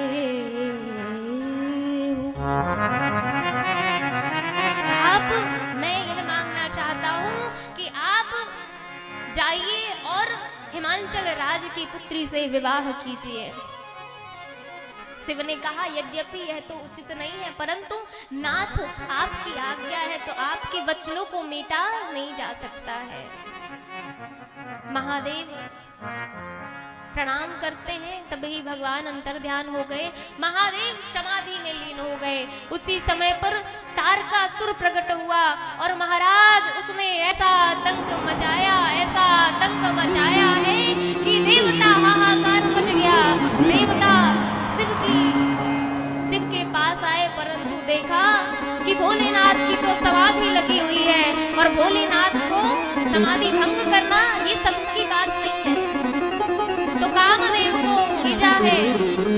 कामदेव ने आम के वृक्ष में चढ़कर आम के पत्तों के पीछे छिपकर पंच पुष्पों का बाण छोड़ा है और जैसे भगवान शिव की समाधि भंग हुई महाराज, तब शिव तन नयन उघारा चितवत काममय उजरी छारा। शिव जी ने तीसरा नेत्र खोला और देखते ही काम भस्म हो गया, भस्मीभूत हो गया।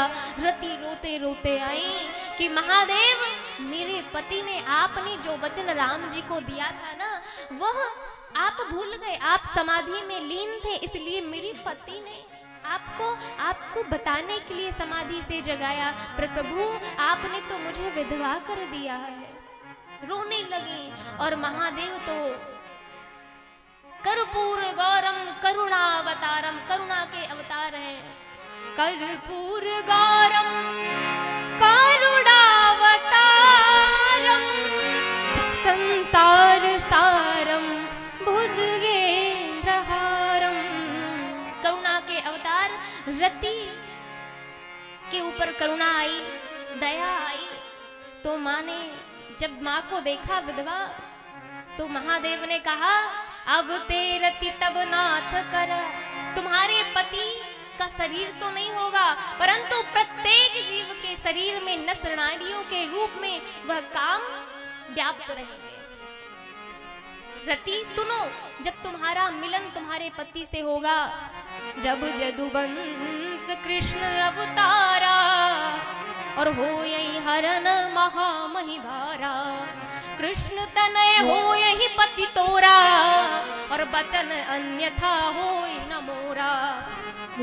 रति, जब द्वापर में भगवान कृष्ण आएंगे और कृष्ण के पुत्र होंगे प्रद्युम्न, तब आपके पति से मिलन होगा। इस प्रकार से प्रबोध देते हुए उसी समय पर सप्त ऋषि आए हैं भोलेनाथ के पास, और माँ भवानी की परीक्षा लेने के लिए भोलेनाथ ने माँ के पास उन सप्तर्षियों को भेजा है। और माँ सप्तर्षि के पास, जैसे ही सप्तर्षि ऋषि माँ भवानी के पास गए महाराज, देखा कि जैसे तपस्या ही मूर्तिमंत होकर सामने विराजमान हो। ऋषियों ने पूछा कि पार्वती, तुम इतनी कठिन तपस्या क्यों कर रही हो, क्या कारण है, क्या पाना चाहती हो? तो कहा पार्वती जी ने कि नारद कहा सत्य सोई जाना और बिनु पंखन हम चाहि उड़ाना। मैं नारद जी के वचनों को मानकर, वाक्यों को विश्वास मानकर मैं भगवान शिव की आराधना, भगवान शिव को मैं पति के रूप में पाना चाहती हूँ। सप्तऋषि ऋषियों ने कहा पति के रूप में जानती हो, उनके यहाँ खाने के लिए नहीं है। और नारद जी की बात करती हो ना, तो नारद जी ने दक्ष पुत्रों को उपदेश दिया, वो जाके संत बन गए, कभी घर ही नहीं लौटे हैं। और नारद सिख जे सुनहि नर नारी, अवश्य हो इतज भवन भिकारी, वह भिकारी ही बन जाता है। तो तुम क्या चाहती हो, वह अमंगल वेश वाला तुम्हारा पति बने। अब यहाँ पर पार्वती कहती है कि मैं गुरु के, आप अगर पहले मिलते तो मैं आपके वाक्यों को मानती, परंतु अब बहुत देर हो चुकी है।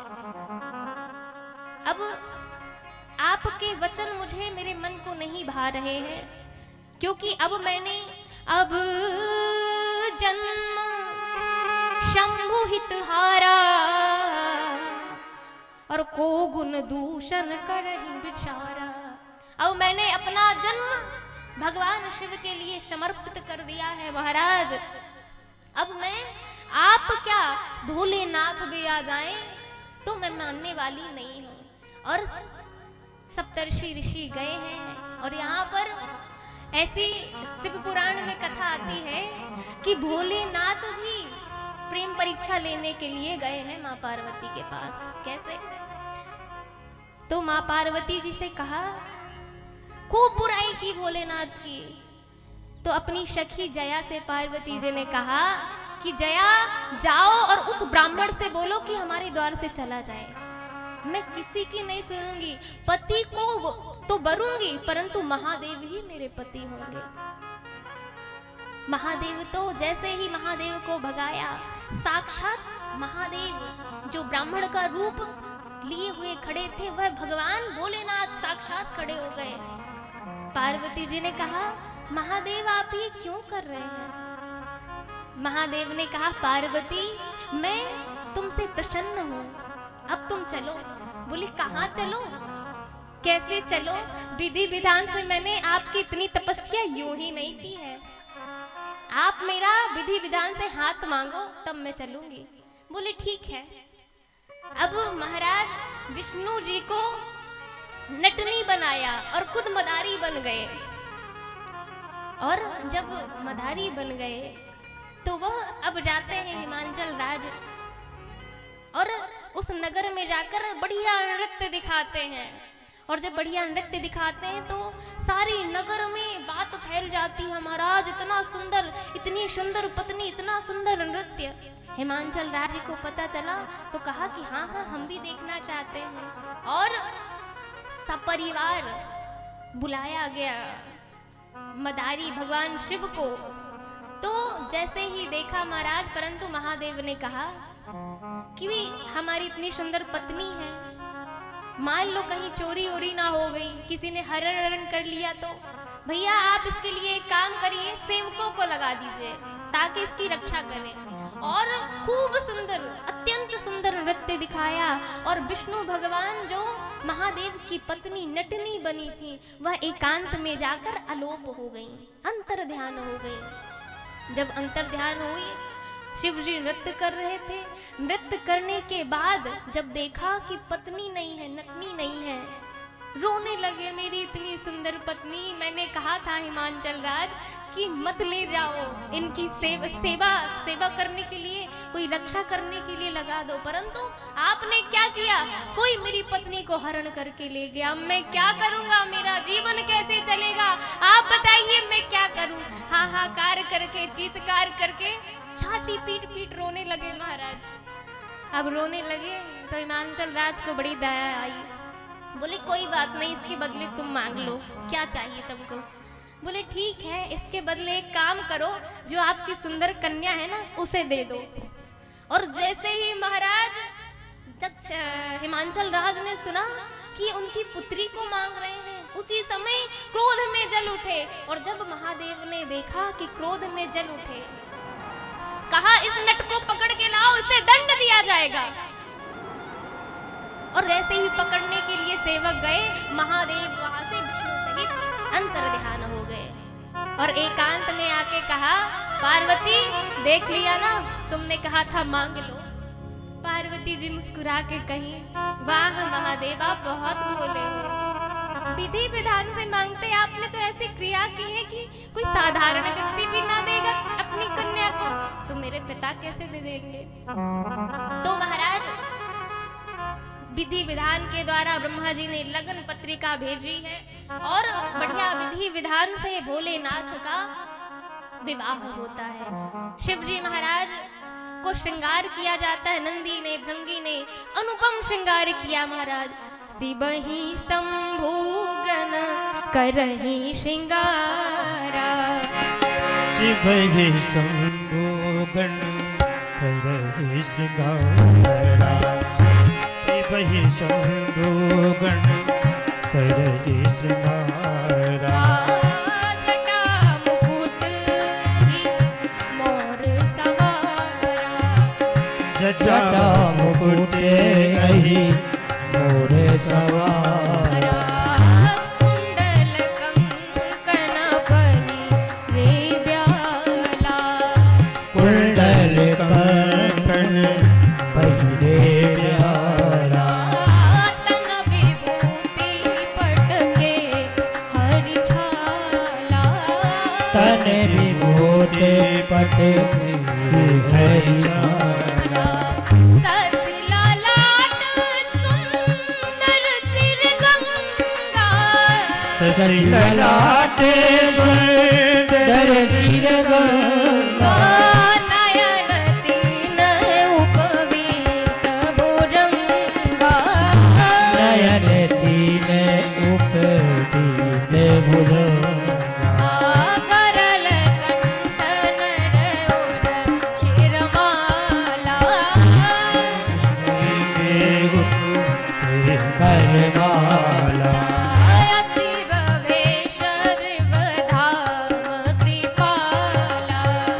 अतीव वेश शिव देह कृपाला। कर त्रिशूल यारो डमरू बिराजा, कर त्रिशूल डमरू विराजा। कर त्रिशूल यारो डमरू बिराजा, कर त्रिशूल डमरू विराजा। चले बसई चढ़ा जय बारा।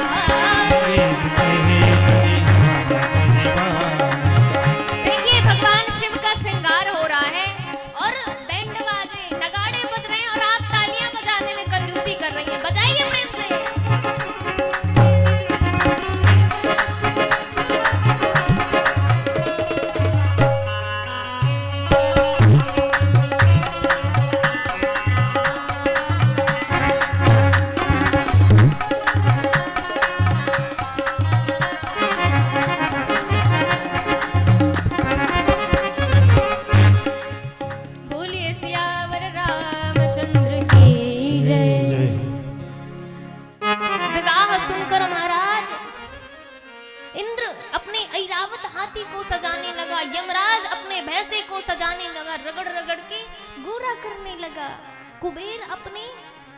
विमान में लड़ियां सजाने लगे। और देखिए जहां पर विवाह होता है तो सभी औरतें स्त्रियां वही गान भजन करती हैं, परंतु यहाँ देखिए विवाह शिव का हो रहा है, परंतु सभी देवियां, देवताओं की देवियां अपने अपने घर में नृत्य गान कर रही हैं महाराज। और यहाँ पर जब नंदी ने देखा महाराज 4 बज गए, कोई सजाने के लिए नहीं आ रहा है, तो नंदी ने कहा प्रभु हम ही आपको सजाएंगे। और नंदी महाराज ने शिव ही शंभुगन करहि श्रृंगारा, क्या कहा कि पहले क्या चाहिए होता है, जटा, जटा मुकुट अहि मोर, मोर चाहिए होता है। मुकुट कहाँ से लाएं, तो जो काम दहन के समय भोलेनाथ की जटाएं बिखर गई थी उनको मुकुट बना दिया और कहा अब मोर चाहिए। जाकर एक पतले से सांप को मोर बना दिया और कुंडल कंकन, कुंडल बनाए, सर्प को, बिच्छुओं को कुंडल बना दिया और अनेक प्रकार से महाराज ऐसा श्रृंगार किया, ऐसा श्रृंगार किया है। परंतु गोस्वामी तुलसीदास जी महाराज ने सबसे सुंदर कहा कि सुंदर क्या है, ससी ललाट सुंदर शिर गंगा और नयन 3 उपवीत भुजंगा। और बारात लेके सभी देवता आगे गए और पीछे शिव अनुशासन पाकर, शिव अनुशासन सुनी सब आई, जय शिव शंकर जय भोला, जय शिव शंकर जय भोला पद जलद की सुनाए, जय शिव शंकर जय भोला, नाना वाहन नाना वेदा, जय शिव शंकर जय भोला, कैसे शिव समाज निज देखा, जय शिव शंकर जय भोला मुख करीन विपुल मुख काहू, जय शिव शंकर जय भोला, पद कर को बहुपद बाहु, जय शिव शंकर जय भोला, विपुल नयन को नयन विहीना, जय शिव शंकर जय भोला, कृष्ण पुष्ट को अति तन कीना, जय शिव शंकर जय भोला, तन कीन को अति प्रीन पावन, जय शिव शंकर जय भोला, तन कीन को अति प्रीन पावन, को पावन गति धरे, भूषण कराल कपाल कर, सब संग तो नित तत्पर, परस्पर दान काल गगन वेद करे, बहुनाथ प्रेत पिशाच जोगी जमात बरनत नहीं बने, जमात बरनत नहीं बने, जमात बरनत नहीं बने, नाचेगा मई गीत, परम तरंगी भूत सब। अनुशासन पाकर सभी आग्नि डाग्नि चुड़ैल डायन सब सारे भारत के भूत आ गए महाराज। और जैसे ही आए सभी ने अनुशासन पूर्वक शिव जी की वंदन प्रणाम किया, शिव जी को प्रणाम किया है और बम बम करके गाने लगे हैं और चल दिए। कोई मुख नहीं है किसी के नयन नहीं है, किसी के विपुल नयन है, अनेक नयन है महाराज। कोई दुबला है, कोई मोटा है, कोई पतला है, अनेक अनेक के जितने भूत उतने रूप, इतने भूत आए और सभी लोग गाते हुए ओ लइके बारात बोले बाबा देखो बरियात चली, लइके बारात बोले बाबा देखो ससुराल चले, लेके बारात बोले बाबा देखो ससुराल चले।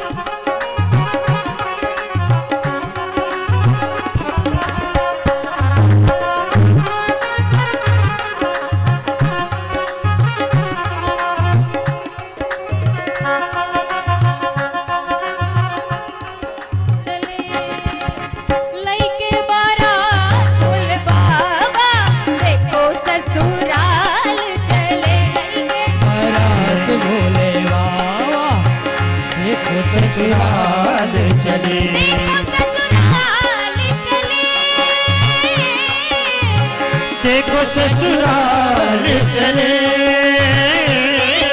ससुराल चले, लइके बारात बोले बाबा, देखो ससुराल चले। लेके बारात बोले बाबा, देखो ससुराल चले।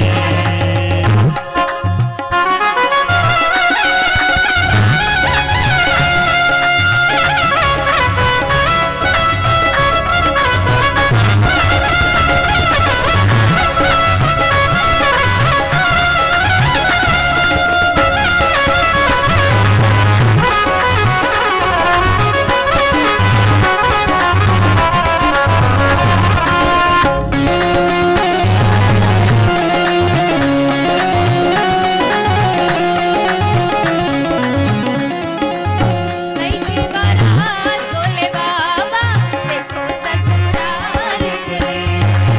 लेके बारात बोले बाबा, देखो ससुराल चले। भूत प्रेत सब बने बराती, भूत प्रेत सब बने बराती, जिनके गनने के हैं साथी, जिनके लिए के सब साथी, चलते प्रेम के साथ, चलते प्रेम के साथ। देखो ससुराल चले, लइके बारात बोले बाबा, ससुराल चले। लेके बारात बोले बाबा, लेके ससुराल चले।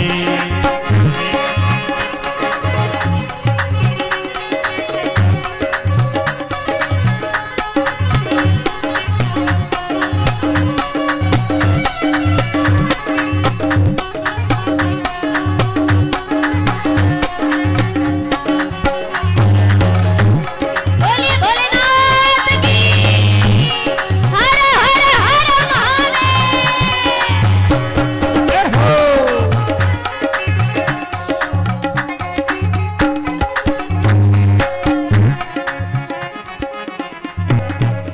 बोलिए भोलेनाथ की जय। जय। महाराज भूत भावन भगवान बारात को लेकर चले हैं। अब देवताओं को आगमन में लेने के लिए अनेक अनेक प्रकार के फल फूल और जो जूस पिलाते हैं। ब्रह्मा जी ने कहा, देखो देवताओं, जो मिल रहा है उसको प्रेम पूर्वक खा लो, पी लो, नहीं तो पीछे वाले आए तो तुम लोग एक भी नहीं दिखोगे, सब भाग जाएंगे देख देख के। इसलिए जो मिले सो खाओ। अब वहां आतिथ्य सत्कार करने के लिए ग्लास में एक व्यक्ति जूस डाल रहा था और ऐसे करके डाल रहा था जैसे उसकी ऊपर नजर गई और सारी ग्लास भर गई, नीचे गिरने लगा। कहा कि नीचे देखो भैया, नीचे गिर रहा है। जब उसने कहा नीचे ना देखो, ऊपर देखो, आ रहा है, वहां पर भूत था और भूत जल्दी से महादेव के पास गया, बोला चलो जल्दी जल्दी, नहीं जो बट रहा है सब समाप्त हो जाएगा। महाराज जल्दी जल्दी भूत बड़ी वेग पूर्व गति पूर्वक आए हैं और मैया मैना ने आरती की थाल लेकर आई हैं। और जैसे ही थाल लेके आई महाराज आरती उतारने के लिए, जैसे ही विकराल स्वरूप को, भयानक स्वरूप को देखा है मैना ने, वही थाली पटक के रोते हुए महाराज भयभीत होते हुए अंदर प्रविष्ट हो गई महल के। एक देवता ने कहा कि महाराज देखो कितना बड़ा अपमान किया है, बताइए आपकी सासू जी ने आपको देखते ही थाली पटक के चली गई। देखिए आप सोचेंगे कि वो युग का धर्म है, ठीक है युग का धर्म है, परंतु बुराई करने वाले कल भी थे, आज भी हैं और आगे भी रहेंगे। भोलेनाथ ने कहा ये यहाँ की परंपरा है। मेरी जो सासू माँ है ना, वो बहुत बुद्धिमान है। कैसे? दीपक देखिए, छोटा सा दीपक थाल में रखा हुआ है, तो जब मेरी माथे में चंद्रमा सुशोभित है तो मेरी माँ ने देखा, मेरी सासू माँ ने देखा कि मैं इस दीपक से क्या आरती उतारूंगी, जब स्वयं चंद्रमा ही आरती उतार रहा। जो पात्र में जल रखा हुआ था वह जब पटका तो देखो हमारी सासू माँ कितनी बुद्धि वाली है, कितनी विवेकशील है। उन्होंने सोचा कि मैं एक लोटे जल से क्या अर्घ दूंगी, जब स्वयं महादेव को अर्घ गंगा मैया जटाओं में दे रही है, तो एक लोटे जल से मैं क्या अर्घ दूं। इसलिए वह पटक के चली और महाराज जाकर बताई, रोने लगी और सारी सखियों ने कहा भलो को है नैया मैं देख आई पार्वती तेरो सैया। महाराज सभी सखियों ने कहा कि पार्वती हुई री गौरा पार्वती तेरा दूल्हा सबसे प्यारा है। री गौरा पार्वती तेरा दूल्हा सबसे प्यारा है। तेरी गौरा पार्वती तेरा दूल्हा सबसे प्यारा है। तेरी गौरा पार्वती तेरा दूल्हा सबसे प्यारा है। दूल्हा सबसे प्यारा है और लागे हमको प्यारा है। दूल्हा सबसे प्यारा है और लागे हमको प्यारा है। कहे हो गौरा पार्वती तेरा दूल्हा सबसे प्यारा है। तेरी गौरा पार्वती तेरा दूल्हा सबसे प्यारा है।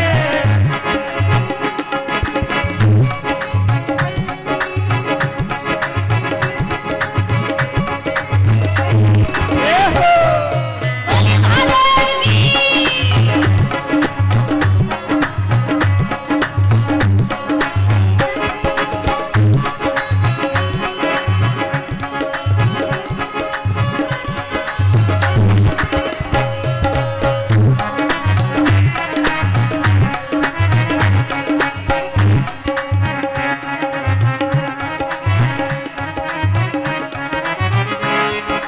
पार्वती की सखियां कहती हैं सबके दूल्हे हमने देखे, सबके दूल्हे हमने देखे हार पहन के आते हैं।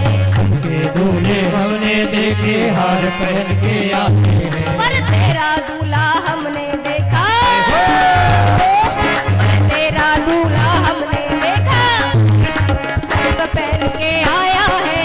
तेरा गौरा हमने देखा सर्प पहन के आया है।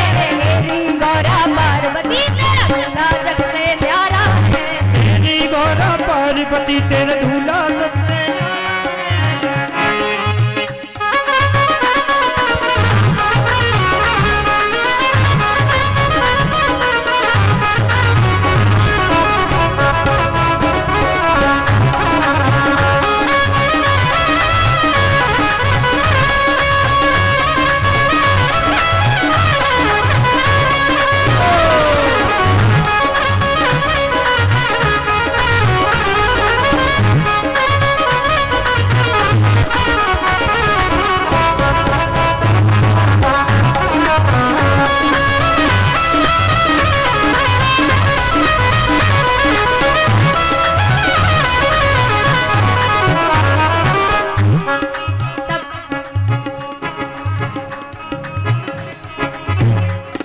सबके दूल्हे हमने देखे घोड़ी पे चढ़ आते हैं।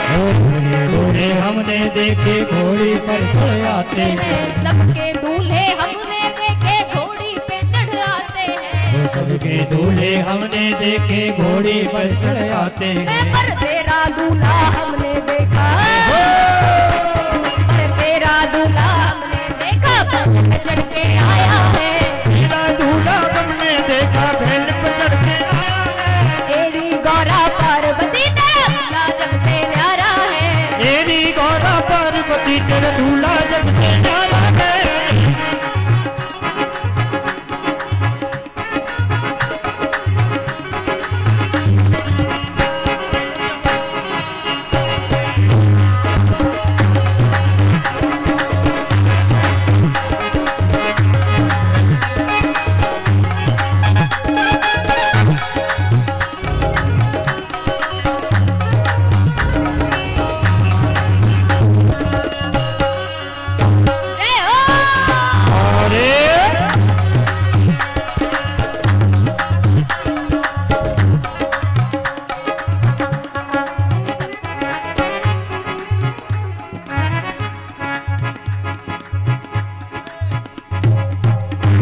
बोलिए महादेव की जय। इस प्रकार से महाराज भोलेनाथ मंडप तक आए हैं और मंडप तक जब आए महाराज तो नाउन आ गई कि मंडप में मैं जब ही बैठने दूंगी, प्रवेश करने दूंगी जब मुझे कुछ ना कुछ मिल जाएगा भाई, ऐसे नहीं जाने दूंगी। तो गिरिजा के विवाह में उछाह भयो तीनों लोग, बाबर के पढ़े सुख होत नारी नर के। और नाव मृग नैनी हंस हंस करके कहने लगी, और लई हो मैं नेंग तब उठन दई हो बर को। अब शिव जी ने दीनों है नांग मुठी, जो अपने कंगन के रूप में नांग को बांधा था, तो दीनों है नांग मुठी नाउर को तुम्हारी फुफकार भागी दौड़ चली घर को। तो मंडप में बैठे सब देख हंस कर कहने लगे, अरे खाली न जाओ नेंग लिए जाओ बर को, अरे खाली न जाओ नेंग लिए जाओ बर को। अरे नाओ ना, नेंग तो लिए जाओ, कम से कम खाली मत जाओ। महाराज इस प्रकार से बड़ा ही सुंदर गौरी गणेश का पूजन करते हुए भगवान भोलेनाथ का सुंदर विवाह हुआ। इसी के साथ आज वाणी को विराम और विशेष सूचना, कल श्री राघवेंद्र सरकार का जन्म होना है। तो आइए इसके पूर्व विराम करने से पूर्व 2 बार भगवान का नाम।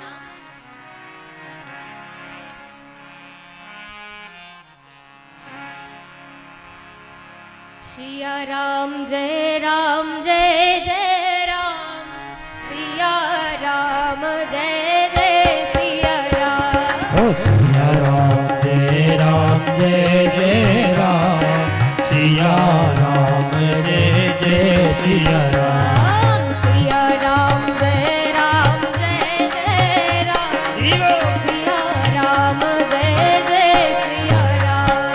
सिया राम जय राम, सिया राम जय जय सिया राम।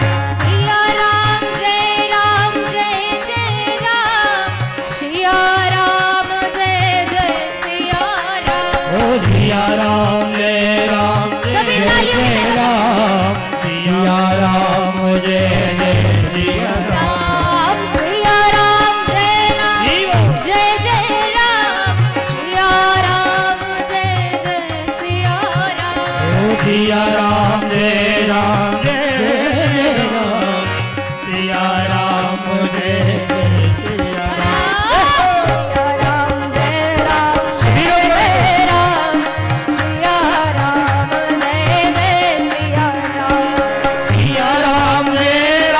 जय जय राम, सिया राम जय जय सिया राम। सिया राम जय जय राम, सिया राम जय जय सिया राम। सिया राम जय जय राम, सिया राम जय जय सिया राम। अरे राम जय जय राम, सिया राम जय जय सिया राम। सिया राम जय जय सिया राम, सिया राम जय जय सिया राम, सिया राम जय जय सिया राम। आइए हम सभी आरती की ओर चले।